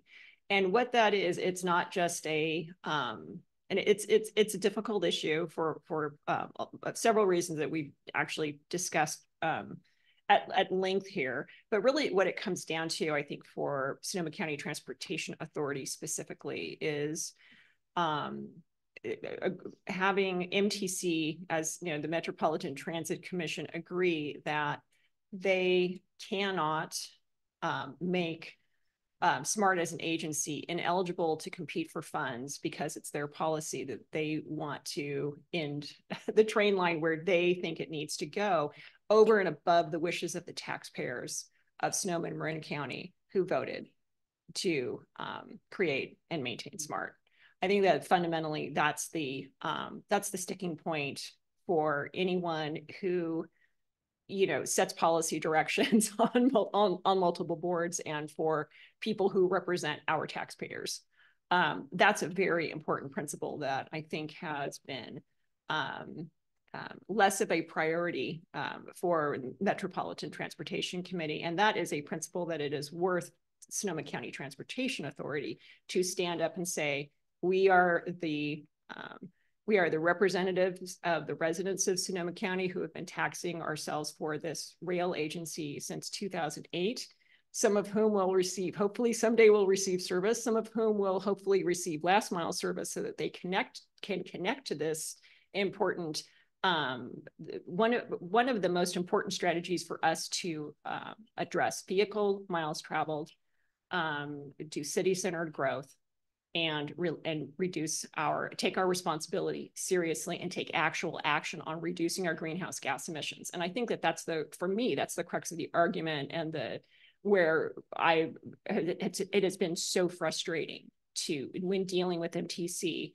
So that is one thing that I think that this board can make very clear to the legislators, is that is the crux of our problem. Not just saying, we want service, we've been promising it to people in Cloverdale, and so please put us on Plan Bay area. I think that we need to go a little deeper and say, first of all, so many times when we're applying for funding for transportation, we have to check a box for, is this equitable? Is this serving rural areas? Is this serving underserved communities? Is it serving Indigenous people? Is it serving people of color? And then that gets ignored, because the answer comes back, well, you don't have enough people living there. That's not the issue. The reason that this is an important value is that the people who drive the most vehicle miles are the people who live in rural Sonoma County. So, and to me, that has been a checkbox that we've needed to check when we're applying for money through MTC and looking for their support. And they pay lip service to it until it matters. Until it comes to putting us on plan, putting Cloverdale, Smart to Cloverdale on Plan Bay area, or not leaving it off. And all we're asking with this is don't leave Smart to Healdsburg and don't leave Smart to Cloverdale off of Plan Bay area. Don't undermine the will of the taxpayers who voted to tax themselves for that funding. And that's all. And we're just asking to be treated fairly. So when we, if we're talking about that kind of being the crux of the issue for us, that's what I would want to have communicated clearly to the authors of the bill. And I think that that's an appropriate thing for the board of Sonoma County Transportation Authority to advocate for. Thank you, Director Bagby. Any other comments, or Director Rabbit? Yeah, unfortunately it's bash MTC hour again, which is really, I think, misplaced because, the Plan Bay area was fiscally constrained, and that came out of the legislature. And so everything that went into that had to have a price tag and a revenue source over the course of years to figure out what's what. So it always comes down to cost benefit analysis. And, it's hard on Cloverdale, Smart to Cloverdale, to make that work in spite of what the voters say. And MTC or anyone else will tell you, look at BART, tax themselves for well over 20 years in some counties and some cities before they got what was promised to them by their self-tax in years prior. So it isn't MTC being, sitting back and saying, no, we're not going to give it to you. It's the constraints of the system that we're operating in and the fiscal analysis part and the cost benefit, because I tried, unbeknownst to some, but that's where it comes down. And unless that changes, and we've been trying to change that, James nodding his head. In the old days, they used to have two lists, or they had a list, and you could throw all the projects on it. And the government said, no, you can't throw all the projects on it. You have to really prioritize what it is that you're going to do and what you're going to put your own money into going forward. So that we're still trying to get that. And that might be an outcome of this, is that there's a second list that gets you on a list so that you can go after those other monies. And that's the conversations we've always had at SMART, not being precluded from going after federal dollars and being able to spend it that way. So I think that's really important. I respect what Chris said in terms of the, changing the position now. I will say that, and I think it was a mistake to take the opposed unless amended. So be it, that we already did that. I do think in the future, and I think this is true for our county legislature, I know we've been talking about it, is to hold positions on bills until it enters the second house, especially in Sacramento, where there's gut and amend and everything else.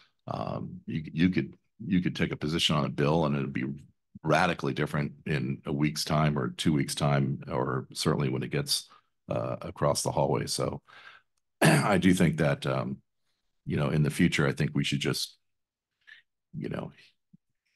look at the way that we've operated and been successful and follow suit, because making a scene and jumping up and down does not work well. There's a lot of good conversations at MTC regarding the future of SMART, even if SMART's measure fails. And I think that we want to make sure that we're cooperative and collaborative going forward to benefit would be best for the county long term, because I think that's what everyone wants. Director Cater Thompson, do you still want to make any remarks? Okay. Any other comments? And does anyone feel like we need to vote on this, or are we sort of comfortable with the consensus of oppose unless amended, giving staff the flexibility to change that position if we do, make progress on the points that we've discussed and articulated?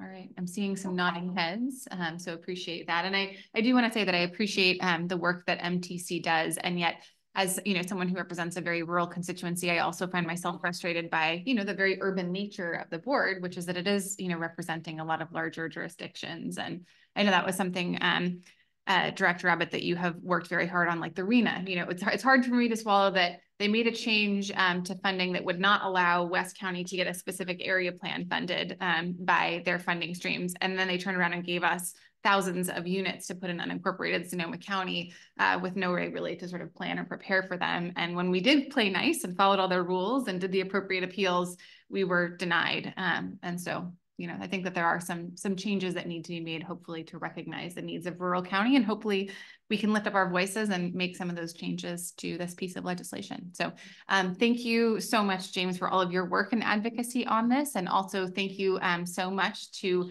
our folks who are working every day in Sacramento for us. Really appreciate the advocacy and keeping us up to date, not only on this, but the actual agenda packet contains so much more information, and appreciate all of the different bills that you're tracking on our behalf. So with that, we took public comment, we had our conversation, we provided direction to staff, and that concludes item 5.5. Going once, going twice. Okay, no one else wants to talk. I think we're good. So that will take us to item 5.6, which is going to be, oh yeah, sorry. I need to excuse myself. Oh, thank you very much for being here. Appreciate it. And we will be moving to our carbon sequestration through compost application pilot project results. And thank you so much, Tanya, for presenting on this. Thank you, Madam Chair and Directors. We'll kind of switch gears here for the final presentation before the activities reports. And so I am here today to give you an update on the results from our carbon sequestration through compost application pilot. And before I dive into the presentation, I do want to say that this was definitely a collaborative effort with many partners here in the county. And I think it's a great example of the work that RCPA has the potential to do, given more funding and staffing to lead more of these kinds of collaborative projects. It was a collaboration from day one when we got together with a group of local partners and put in an application to the county for funding for the project through their Climate Resiliency Fund. And it's been a collaboration ever since in terms of the planning and implementation of the project. So just wanted to call that out and also just highlight the collaborative nature of the project. So today I'm going to give you some background that kind of led up to this project being launched, give you an overview of the pilot and the results, and then talk about some of the kind of next steps or activities that we're still involved in. So first, just a brief kind of reminder, a recap of what we call the carbon cycle and kind of how the compost application fits into that. And I just love this quote that I have here on the screen from Aldo Leopold about the value of our soils and kind of thinking about this in terms of a cycle and how he talks about land. It's not merely soil, it's a fountain of energy flowing through a circuit of soils, plants, and animals. So just really that regenerative nature of our carbon cycle and the fact that compost can be a real source of energy for the soil ecosystem, and it can drive improvements in those relationships that are so important in terms of sequestering carbon in our soils and our landscapes. And the focus on compost is one of many practices that can be applied to increase carbon sequestration and soil health. So, of course, I have to share some numbers as part of this presentation just to kind of ground us in the work that we're doing here. And so this slide hopefully looks familiar to you. It's a snapshot from our 2020 greenhouse gas inventory update. And as you probably recall, we are working on an update to the inventory, which we'll bring back to you in July, giving the 2022 data. But as of the last time that we looked at our greenhouse gas inventory, you can see where we are in 2020 and how far we need to reduce our emissions if we are to meet our 2030 carbon neutral goal. And as you may recall, we've talked about meeting that goal in two pieces. One, a significant, pretty drastic reduction in our emissions. And this slide models an 80% reduction across the board in all of our sources of greenhouse gas emissions.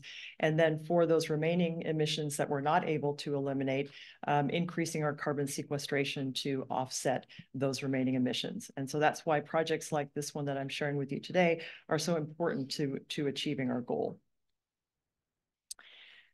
So we have our Sonoma Climate Mobilization strategy, and there are a number of sequestration-related strategies in that overall document. And today I want to focus on strategy 8, which is increasing carbon stocks. And that's really the driver behind this particular project. And there were two of the objectives that our project touched upon.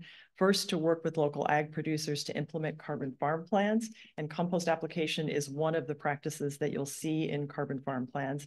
And then the third bullet there to basically engage with the community, to involve the community in these strategies and activities to implement sequestration solutions. And that was a key piece of this project as well. I also want to acknowledge that many of the folks, in fact, I think all of the folks that have been involved in this project were also involved back when we developed the mobilization strategy and were key to developing these sequestration strategies. So it's been a great ongoing partnership. So the other piece of data that I wanted to share is that the county recently issued a study on carbon sequestration and inventory and the potential for carbon sequestration in the county. And this was done by the Climate Action and Resiliency Division. And this study took a look at how much carbon is currently stored in our landscapes in Sonoma County. So based on 2022 data, this study found that our landscapes hold approximately 105 million metric tons of carbon dioxide equivalent in a variety of different locations and carbon stocks. And as you see on this map here, most of that carbon stock is located in our forested areas in the west and east of the county and our wetlands in the south of the county. The study also looked at what is the potential to increase carbon sequestration in the county. So the second part of the report, and it estimated the carbon sequestration potential of a number of different climate smart practices. And this diagram shows kind of a picture or portrayal of those many different types of practices. And I'll point out that on the top of the screen there, you see compost application on rangelands. And that was a piece of this project that we worked on. And these practices can also be referred to as regenerative agricultural practices. So just to say that the study looked at the potential of all of these types of practices to increase carbon sequestration across the county. And you can find a lot more details in that study itself, some charts and tables that talk about the potential of those different practices. So then diving into compost specifically, the county study found that about 125,000 metric tons CO2 equivalent could be sequestered through compost application on our urban farms and working lands. So for example, cultivated and field crops, orchards and vineyards, as well as our grazing land. So all of the range lands that we have in the county. The study was not able to really portray the sequestration potential in detail from compost application on smaller scale applications. So the compost I apply in my own backyard, in other urban types of spaces, community gardens, but just to say that there is potential to increase sequestration on those landscapes as well. So now talking about the project itself. So I show here the list of partners that we work with on the project: the Sonoma County Ag and Open Space District, Sonoma Resource Conservation District, Gold Ridge Resource Conservation District, Daily Acts, Zero Waste Sonoma, Carbon Cycle Institute, and RCPA. As I mentioned, we had applied for this funding and were awarded the funding through the County of Sonoma's Climate Resiliency Fund. And the goal of the project was to apply complete compost application on 5 agricultural sites and 5 community sites across the county. So really focused on selecting locations within each district across the county so that we could really spread the pilot across the whole county. The total project budget was about $500,000, and about 78% of that went to the agricultural site compost part of the project. About 12% went to the community sites, and then the remaining 10% went to the project management and the technical support provided by the Zero Waste and Carbon Cycle Institute. So some highlights from the 2 different types of sites that we applied compost to. So on the ag sites, this part of the project was led by our 2 resource conservation districts, and they already have trusted relationships with local producers. They've been working on carbon farm plans with many of these producers over time, so they were really an excellent partner to have in this project.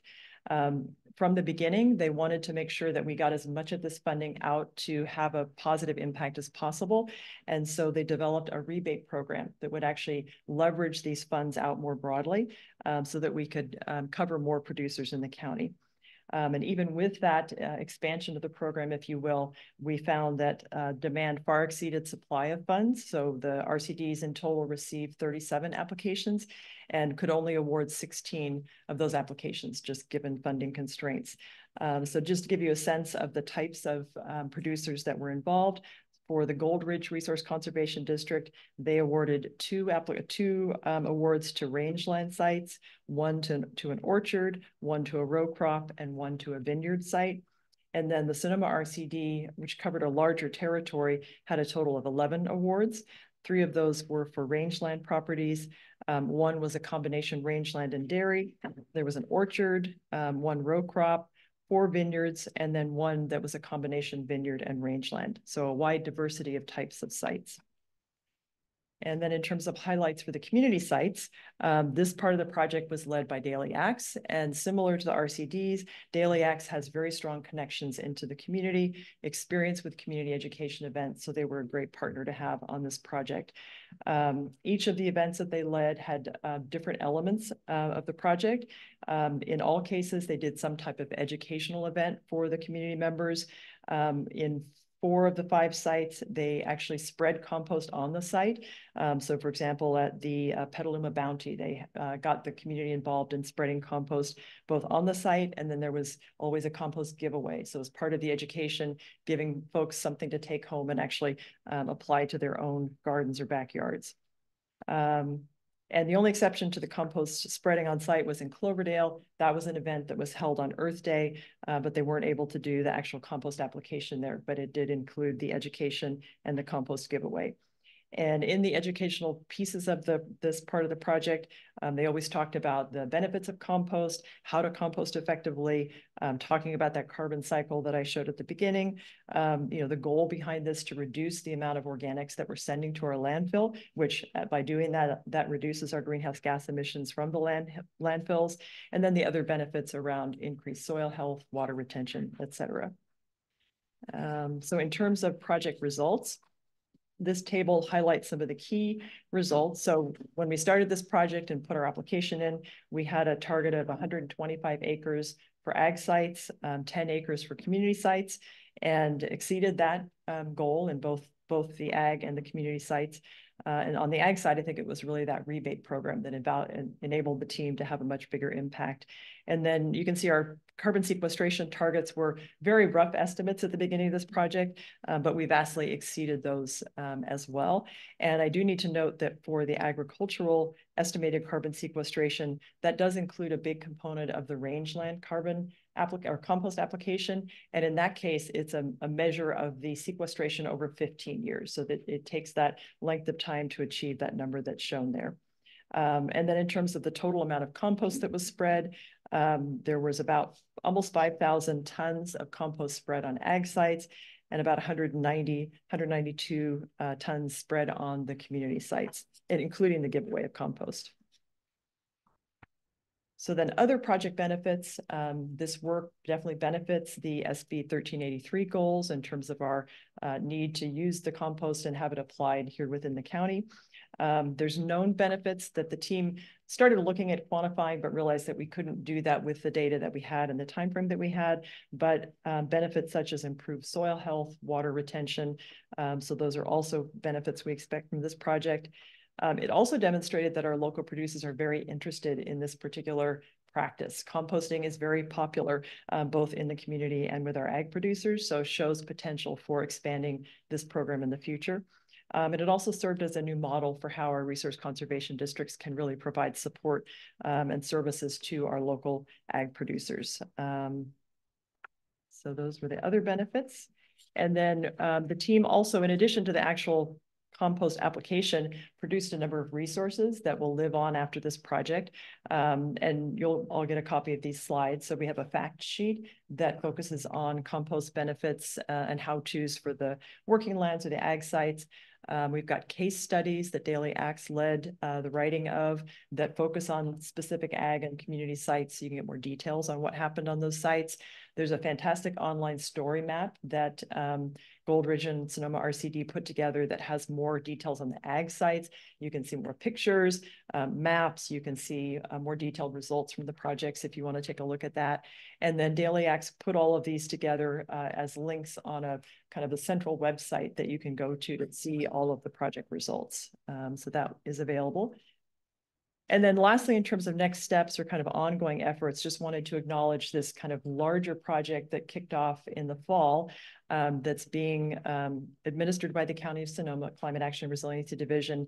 And this is actually, and we've talked about this briefly in the past, it's a Sonoma Marin partnership that received funding from the USDA Climate Smart Commodities Program. And this is kind of our compost project on steroids. It's going to help local producers apply compost as well as that list of other climate smart practices I showed on that diagram. So this will be a way to really expand that work. And one key piece that RCPA is involved in this project is looking at ways to bring in more funding for these types of practices. So, you know, again, we go back to that need for additional funding. And there's actually a piece of the work through this grant that we're going to look at. What are all those potential sources of funding that could help us do more composting, do more of these climate smart practices? So I find that to be really exciting as well. So then lastly, I just want to give a huge shout out of appreciation. As I mentioned at the beginning, this was definitely a collaborative project, really a great group of organizations to work with. I think huge potential to carry on this work. And so kind of another next step certainly is continuing to look for additional funding that will help this, this project move forward. So with that, I will call it to a close and ask if there's any questions or comments from the board. And turn it back to you, Chair. Thank you so much. Any questions from my colleague? Any questions? All right, I have a nerdy farm question, which is that I was curious. I'm kind of curious, was the compost that was sort of applied to the different sites all the same compost? And do you have like I'm just curious, kind of the balance of like and phosphorus?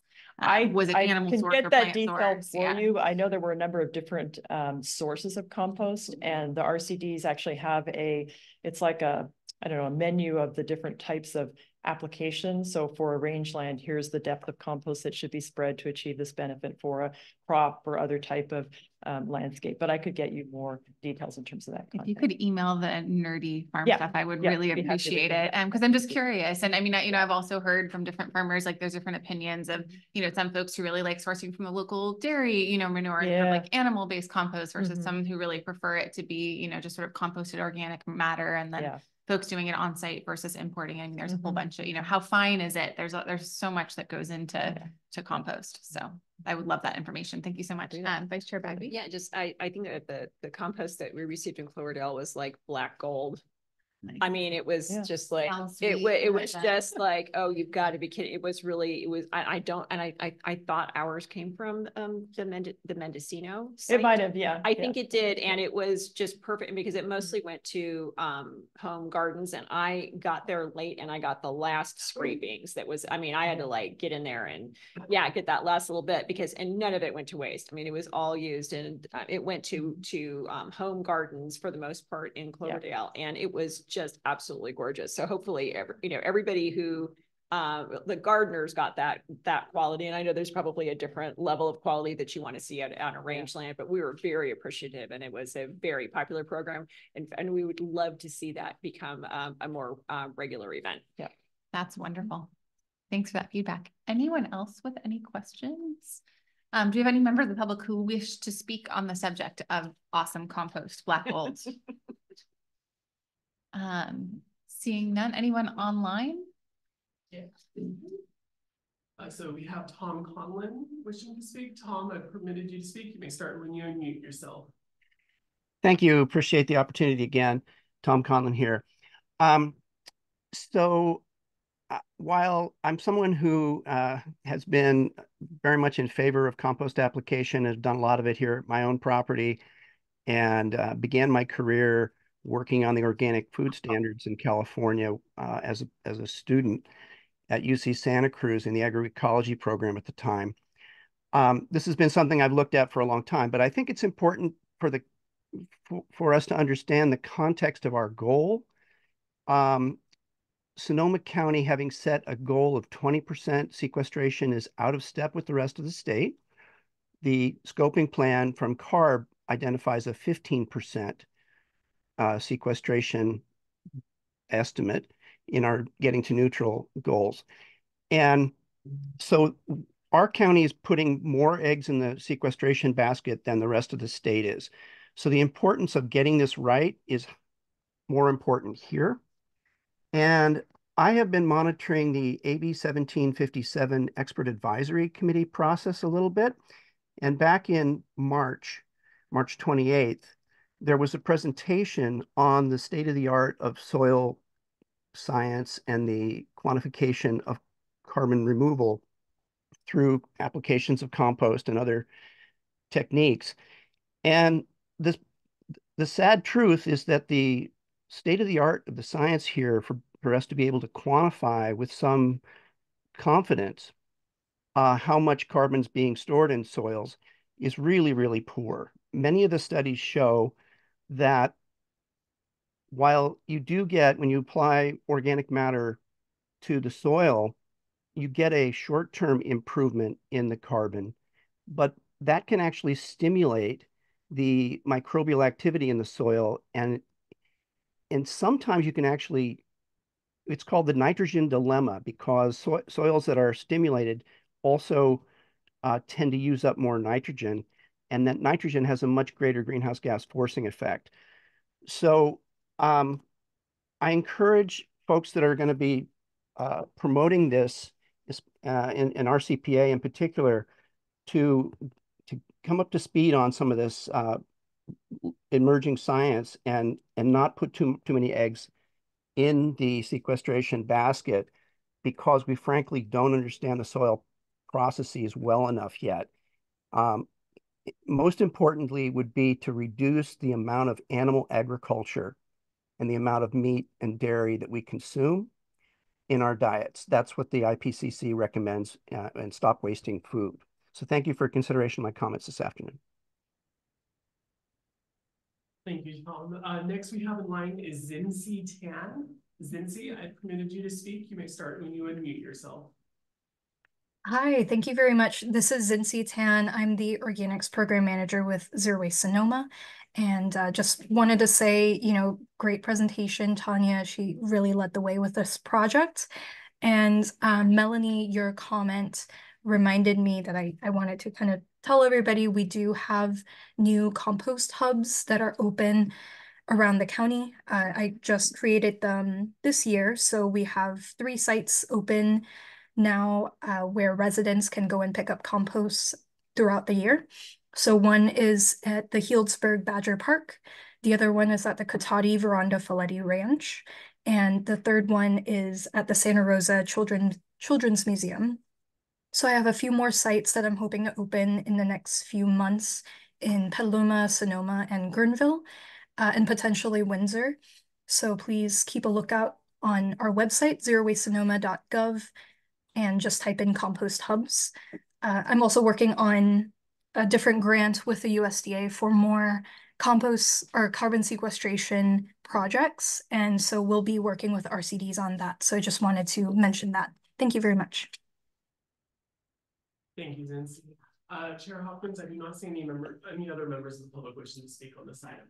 Thank you so much. And thank you, Zinsi, for that wonderful information. I think we were all taking furious notes about where the new compost hubs are. So really, really looking forward to that. And we'll try to get that information out, certainly to West County when you get the Guerneville hub opened up. That's very exciting. I also appreciated Tom's comments, and I was wondering, Tanya, if you had any kind of response to some of his concerns. One thing that I will say is that I know that Sonoma County and actually Marin have really led the way in a lot of the rangeland research, which I think actually is pretty sort of well established at this point. And one of the things that I find most fascinating is that obviously, there are impacts of animal agriculture, and yet the grazing benefits that you see, which really comes from actually the shedding of perennial grass roots, which act as a very effective carbon pump into the ground. And that is carbon that is definitely going down and sort of not coming back up.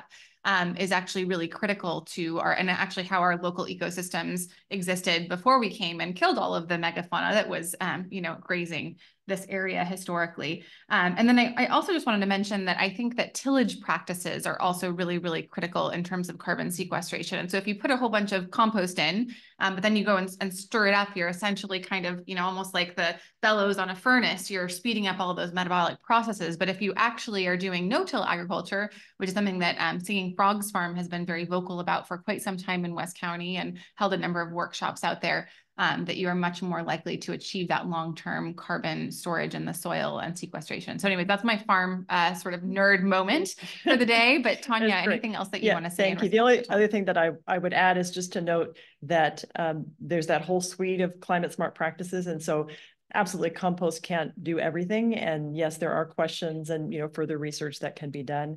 But just to note that like no-till farming and a number of the other practices are also what you'll find in a carbon farm plan that's being worked on here in the county. So definitely other practices that need to be implemented. So yeah, and then of course you have insofar as you're able to, for instance, use sheep to mow as opposed to a tractor, that's powered by an internal combustion engine, right? So you have to look at kind of all of the different facets, and there are some farmers who are working really hard to get it right. So look forward to the ongoing research and also ongoing compost opportunities. That's very, very exciting. Any other comments or questions, Director Harvey?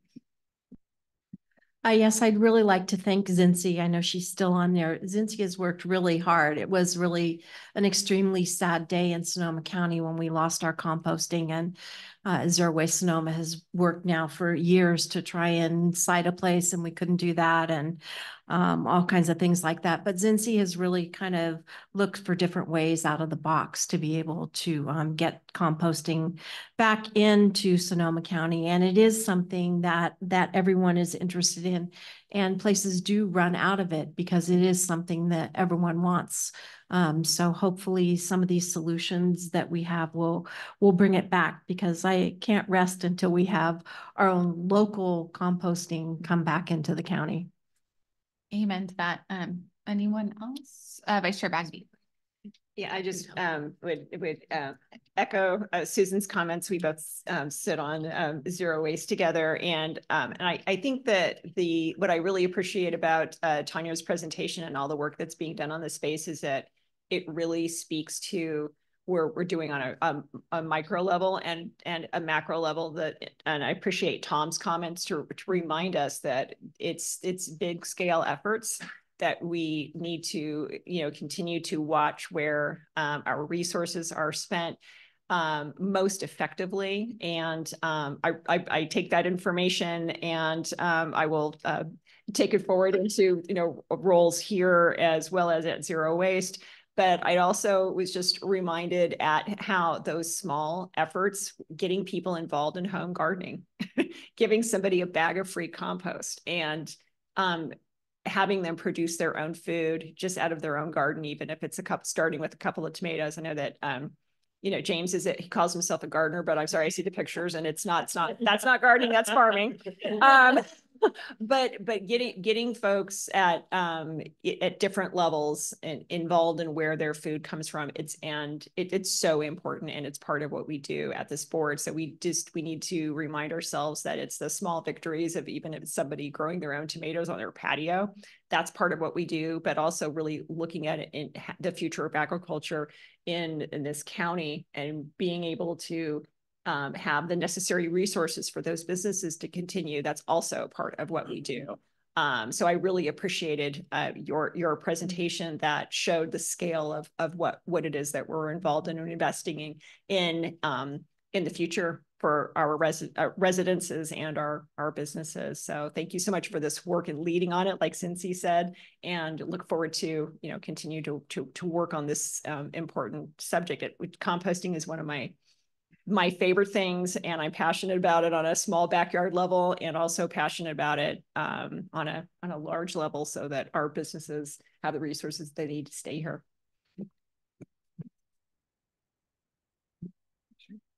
No, I'm good. I appreciate everything you do, and And I have 2 of those little small gardens that I haven't started this year yet, but the rain keeps coming.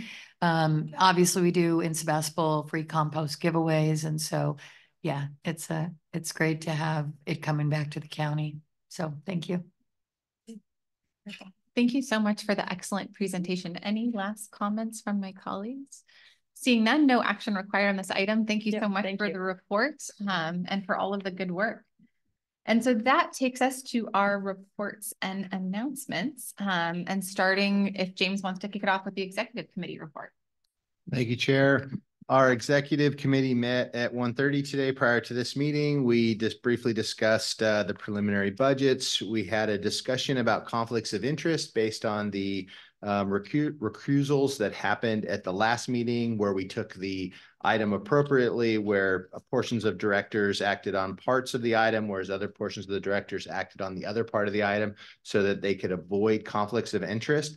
Going forward, I'd encourage all of the directors to feel free to send to myself and Drew any conflicts that you would like us to point out for you. So if you do have properties with a 500-foot buffer that you would like identified, we would be happy to identify those properties relative to the agenda and notify you. It would be your own decision to recuse yourself from those items. It's a personal decision, and we want to make those, that process available to you going forward. Very unique in that throughout the history of this organization, this has not been an issue. So we're not having a more formal process at this point, but we will want to make sure that that service is available to you. We'll also be updating our briefing book so that new directors will be available of this service if they would like staff to perform that for them.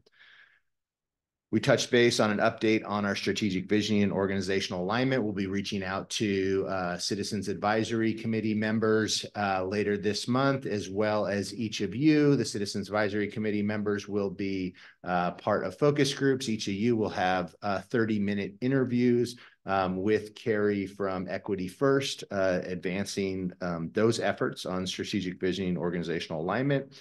The legislative update we covered robustly here today.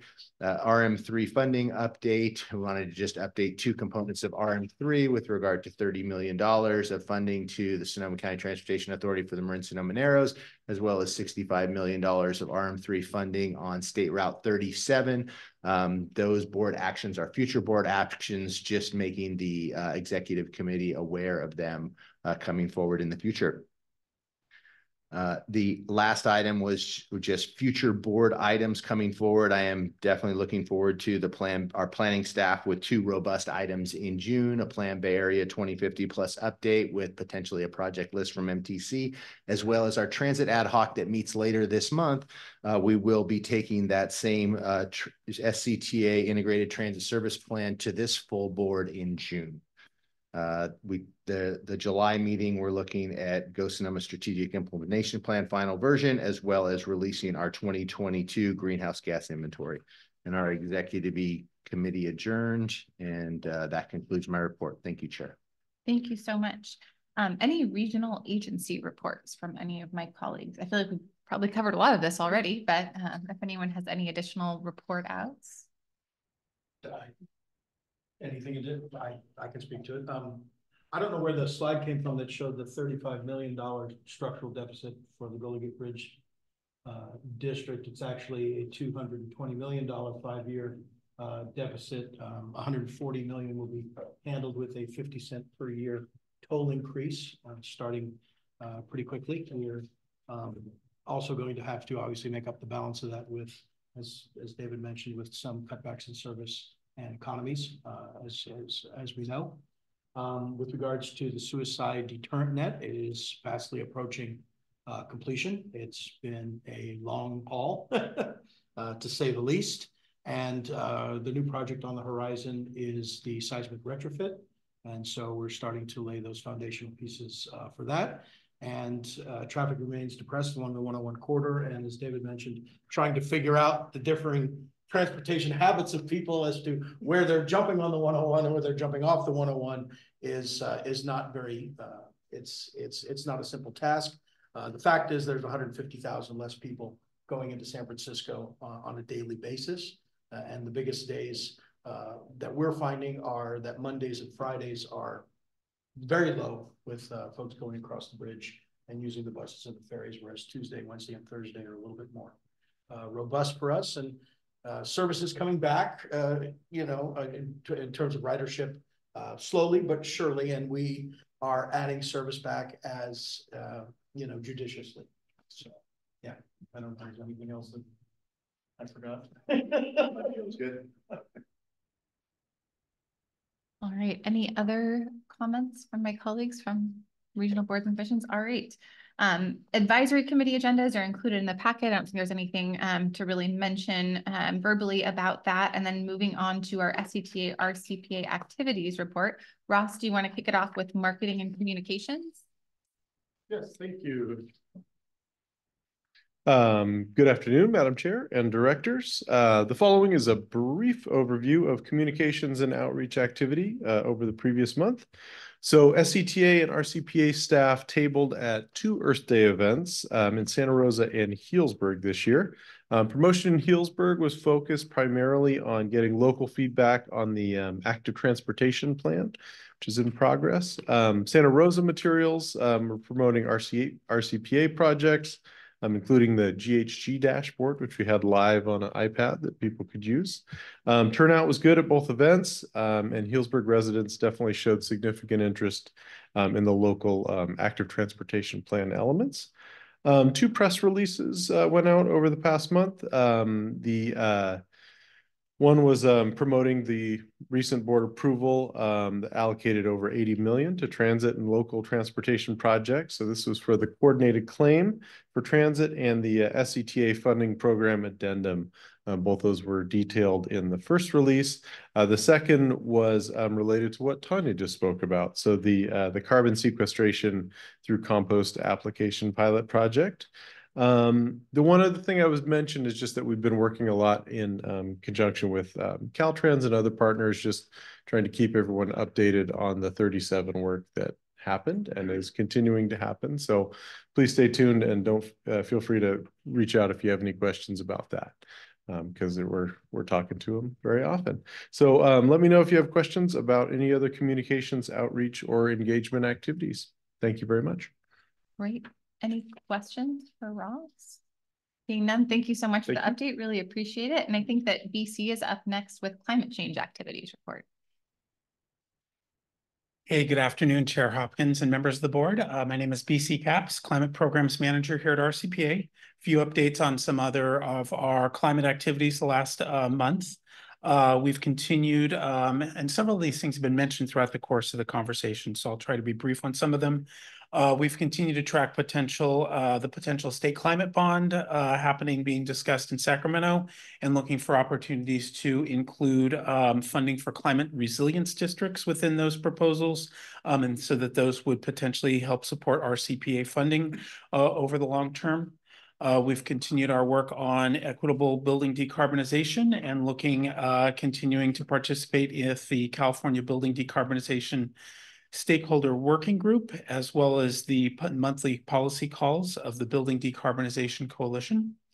Let's see, on one internal operations issue I wanted to mention, we have secured a college student intern to assist us for approximately 30 hours a month, 30 hours a week over the upcoming summer season. So she will be starting next week and will be assisting with finalizing the greenhouse gas inventory, and specifically looking at the language that we use in that report and a number of other reports, looking for opportunities to kind of translate that language into a more accessible language, and thinking about how that could then be more useful for local decision makers, local government staff, and the general public, just to make some of the sciencey work here that we do a little bit more accessible. Mentioning the greenhouse gas inventory, I've completed the data analysis pieces on that, and I'm starting to work on the narrative report. We'll be presenting our initial results to our members and partners next week, as well as the Climate Action Advisory Committee and our Planning Advisory Committee over the upcoming weeks, with the plan to present those results to this board in July. Tied in with the inventory, I've continued to work with our data analyst here on incorporating suggested changes into the online climate dashboard that I believe was presented to this board a month ago. So he and I have taken input from this board and several other committee meetings and are working on final steps on that dashboard before we actually embed it as part of our RCPA website and make it fully public. One last piece of that work is we're also looking to create a database or integrate a series of climate and resilience indicators that will be brought into that dashboard to provide some additional context as to the work that actually the numbers that actually make up the inventory calculations. Tanya spoke at length about the carbon sequestration project, so I'll move over that. The one thing I'll mention there, we are continuing to work with the Sonoma Marin Ag and County Climate Coalition as part of their measuring, monitoring, and verification working group. And I'll be working through that group to really look at the opportunities we have with incorporating carbon sequestration, the calculations and the savings gained in both our inventory and working with the climate planners in Marin County to look at how those, to kind of think about how those calculations, how that information is incorporated across both county sets of greenhouse gas inventories.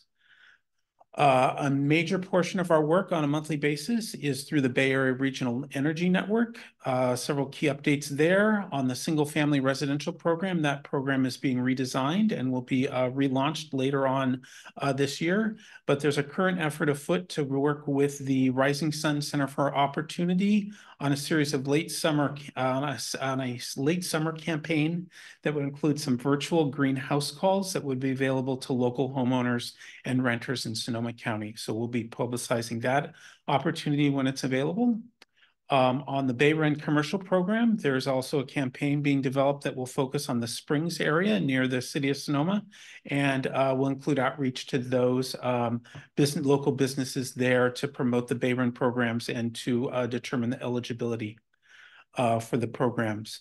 Our local government liaison continues to be very busy and provided informational briefings to at least 3 cities this past month. City of Santa Rosa Climate Action Subcommittee, City of Sonoma's Climate Action Commission, and the City of Roanoke Park City Council. So all of those presentations included a briefing on Bay Ren program offerings and the specific tools that are available for local government staff. And are finally rounding up Bay Ren, our water upgrades save program is continuing to remain focused on recruitment of additional utility partners and is following up on several leads that could be very lucrative, including several that have actually come from boards, from members of this board. So thank you for personal recommendations and connections that you've been able to make with helping that program grow.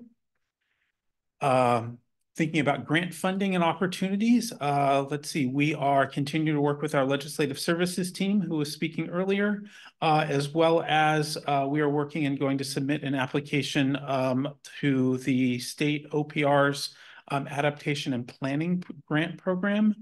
This work would be an expansion of a grant that we had previously submitted that was not successful, looking at microgrid strategies. And we're going to be expanding that effort to look at development of a countywide energy resilience plan for Sonoma County. So Tanya's taking the lead on that proposal and we'll be submitting, I believe that application is due in early June. And then finally, to wrap up a couple of meetings, we've been continuing to participate with the Bay Area Climate Adaptation Network. We hosted a monthly or a quarterly meeting of the Climate Action Advisory Committee and presented our climate action dashboard. We also attended the Low CN Environmental Justice Program, as well as made 2 presentations to the League of Women Voters of Sonoma County on April 15th and at the Zero Waste Symposium on May 2nd. Some of that same information that Tanya presented earlier on the compost program. And the last thing I wanted to wrap up with was a reminder that this week is actually Bike to Work Week, and this Thursday is Bike to Work Day. I just encourage anybody, if you're able to get on your bike this week, even for a small trip, make it happen. There's going to be a lot of events happening publicly around the county on Thursday, but anytime it's going to be wonderful weather this week. So if you have a chance, please get on your bike. So I'm here for any questions, but thank you very much. Thank you so much. Any questions from my colleagues? Seeing none, up next, we have Chris with planning activities. Great. Good afternoon. Thank you, Chair Hopkins and directors. Chris Barney, Director of Planning with SCTA RCPA. So I'll just be highlighting a few projects that the planning team's working on. So starting out with the active transportation plan, there's a lot going on currently. Staff and consultants are presenting draft project lists, programs, and policies to different groups throughout the county, including bike ped advisory bodies in Cloverdale and Healdsburg. So happy to be out in the community and talking about those projects. And one big milestone is the final Cotati plan is going to the Cotati City Council tomorrow night for adoption. So really excited to see that as the first approved plan as part of this process. Ross mentioned the second phase of community outreach or engagement happening. So staff were out at the Healdsburg Climate Fest and Sebastopol Apple Blossom Festival, getting feedback on the plan. And then throughout the spring and summer, a variety of pop-up events and open houses are going to be happening throughout the county. So there'll be a list up on the website. So event dates and details and other online engagement tools are available on the project website. So there's a link in the agenda packet in the planning activity report. So encourage you to take a look at that.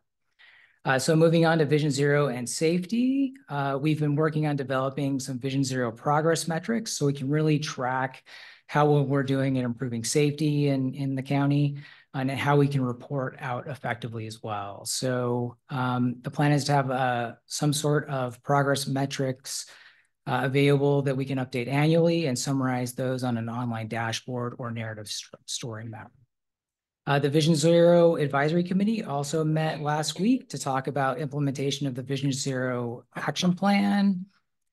We talked a little bit about grant opportunities, DUI prevention, and also information on safe routes to school task forces that are happening around the county. So moving over to some regional topics. So first off with the equity priority area update. So MTC's recently updated the equity priority communities across the region using updated census data. So these are areas that are identified using a variety of economic and demographic factors to highlight areas that have historically faced disadvantage across the region. So that are often used to prioritize transportation funding programs.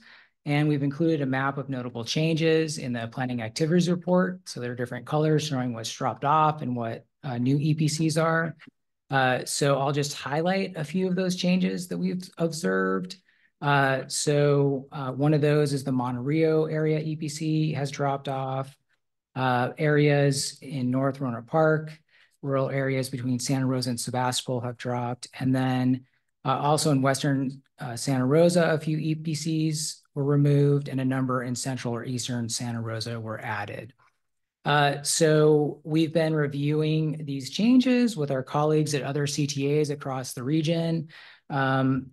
MTC has told us that there were a number of issues with data collection at the census level because of the pandemic and COVID. So the response rates were relatively low.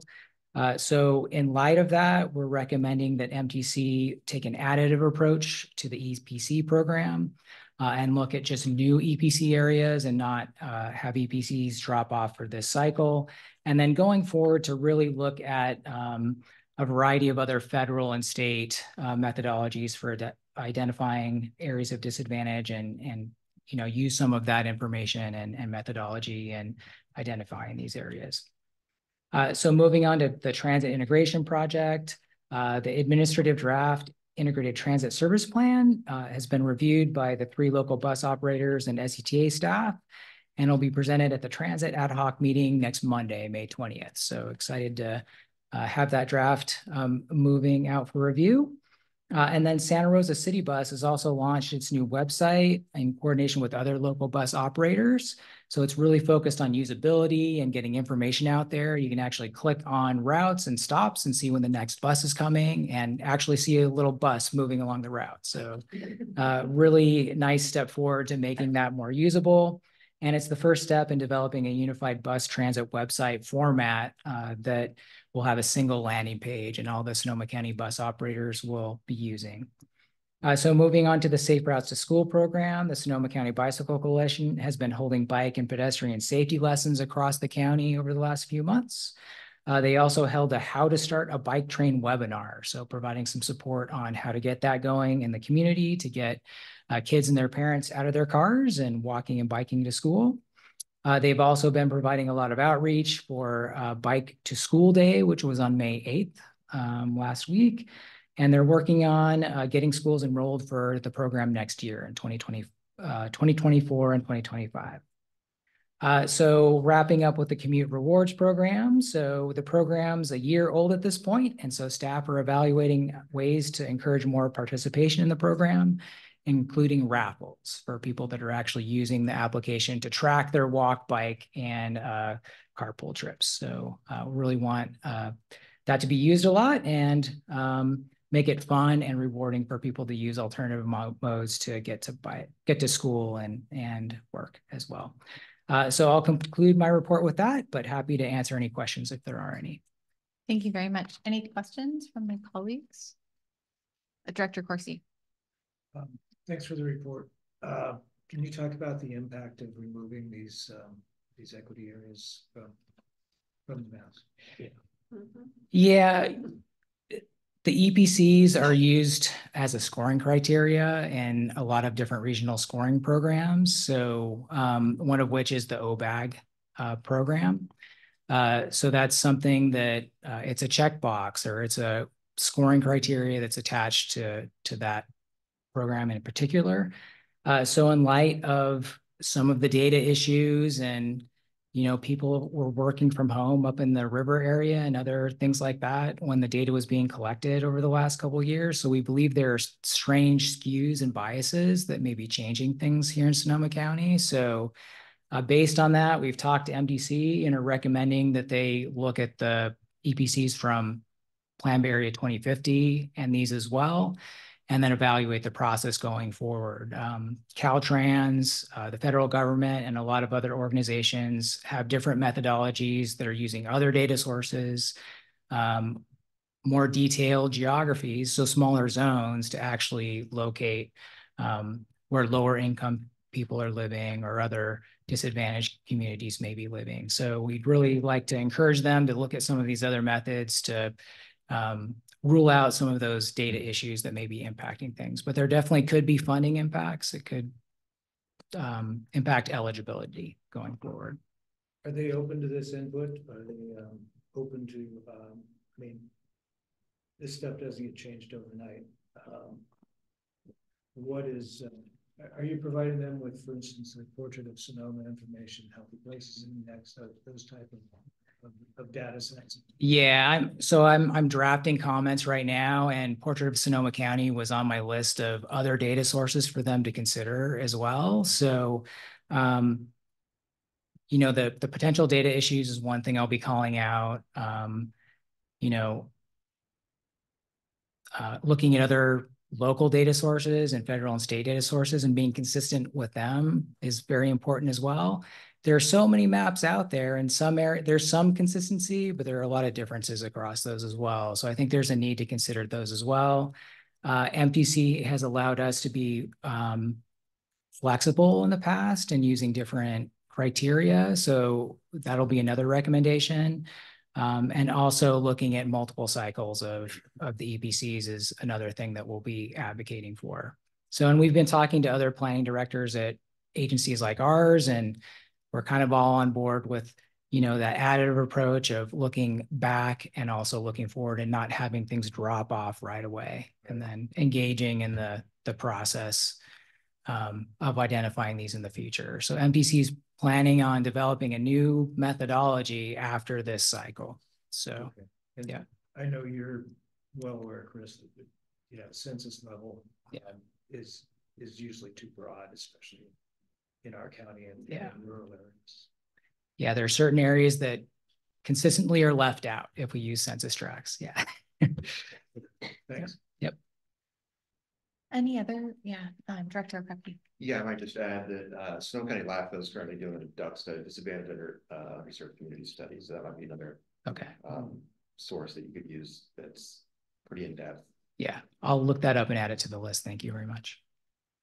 Yeah, and I just wanted to add, as the only sort of elected representative representing the area of Monte Rio, that it is very much deserving of an equity priority committee designation, and that we did have an anomaly sort of during the pandemic where a whole bunch of people bought fancy expensive homes and were working there and probably actually responding to surveys for the first time ever, and that we do have areas of hyperinflated home prices like along the riverfront.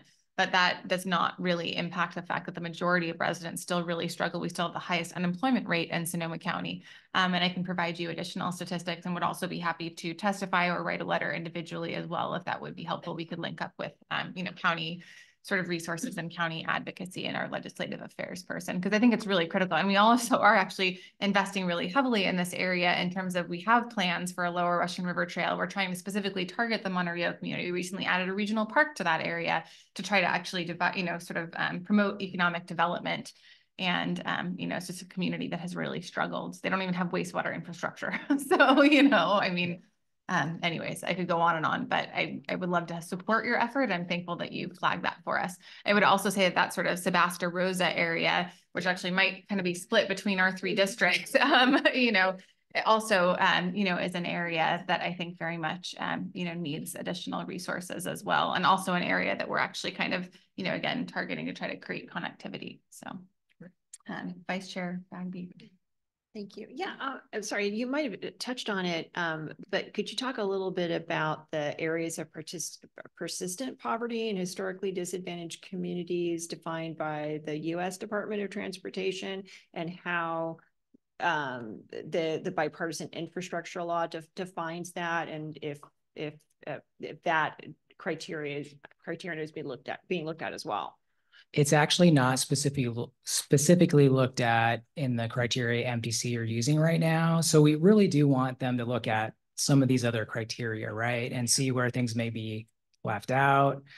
Yeah, and it just doesn't make any sense if we're so much of the monies that we apply for through MTC, we're also looking to stack benefits with raise grants and other federal infrastructure money. So you would think that it would be to their advantage to use a similar criteria. So that's just something yet another thing I don't understand. That would be government making sense. Maybe that idea. I'm sorry, I'll stop now. No, Oh, one other thing that I want to mention, in addition to apparently whatever LAFCO is doing, we've also been working with the water agency to do a survey of the Monte Rio area as well, because we're trying to, the last survey just expired. And so we're trying to seek funding for potential wastewater infrastructure. So that also might be some data that I think it was in process. I heard folks were getting the surveys. So any other questions or comments on that one? Director Rabbit. Just feel like I need to chime in on the disadvantaged communities discussion, because I think it goes way back. And as you remember, when I was president of LAFCO, not LAFCO, ABAG, with the first Plan Bay area, it was the state that dictated those areas through, and I forget that format at the time. And it turned out there were none. Yeah. There were none in Sonoma County, because it's all relative. And there are only a few in different areas of the state. So a lot of times what's true is that while those areas are more important now, probably than ever, there's also the dollars are not flowing in the same way. So they're battling this, naming more areas, but then having to find the resources to pour into those areas versus what they had before, which was less areas, more focus. So a lot of that is passed on through the state and federal friends. Thank you. Any other comments or questions? Thank you so much for the report, and look forward to following up on the advocacy piece if there's anything we can do on the county side. That sounds great. Thank you. Thank you. And up next, we have our projects and programming activities report from David. Thank you, Madam Chair. I'll keep this brief to give the time. So just a couple of construction updates on the Highway 116 and 121 roundabout project. We've been held up with the wet soil conditions, but we expect the contractor to begin a lot of grading hopefully next week. On the Hearn Avenue interchange, that's been delayed by approval of some stormwater prevention plans for the contractor, but now we're planning to have them start working on doing temporary striping and placing K-rail temporary concrete barriers on 101, hopefully after Memorial Day, along with starting the stump removal so they can start the construction of the new half of the northern part of the bridge and then start station construction on that. As Ross mentioned earlier, we wrapped up the third of the 4 weekend Highway 37 closures, and this weekend will be the 4th and final closure. We do expect that there will be additional closures in the future as Caltrans is planning to do some work on the Napa River Bridge in Vallejo, but we don't have specific dates for those closures yet, but we'll be in touch. And then lastly, on the programming side, we are supporting SMART and the City of Santa Rosa on their Safe Streets and Roads for All grant applications for the SMART pathway from Airport Boulevard to Gurnville Road and the US 101 bicycle pedestrian overcrossing at the junior college. So they will be submitting their applications this week. And we're also working with the jurisdictions to do a planning demonstration grant application for Safe Streets and Roads for All in August. So we'll be bringing that list of projects and programs to you in July. With that, I'm happy to answer any questions that you have. Any questions on that? Seeing none, thank you so much for the report. Do we have any comments or questions from members of the public on the reports that we heard today? Seeing none in person. Drew, do you see any online? I don't see any members of the public online. Great. All right, last but not least, anyone have a lightning round of director reports? Any important stuff coming up, Director Lowe? Thank you. I distributed, and if you didn't get one of these Sonoma Pride, and in keeping with the topic of transportation, we will be painting the crosswalks in front of the Sonoma Plaza Rainbow for the month of June. And we invite you to come on May 30th at 5 o'clock for our Pride celebration. Thank you. Any other announcements? All right, seeing, oh, okay. Director Buckley. In that vein, return of the Rose Parade this Saturday. Awesome. Please. Very, very exciting. Anyone else? All right, going once, going twice, and done. Meeting is adjourned. Thank you all so much. Yeah.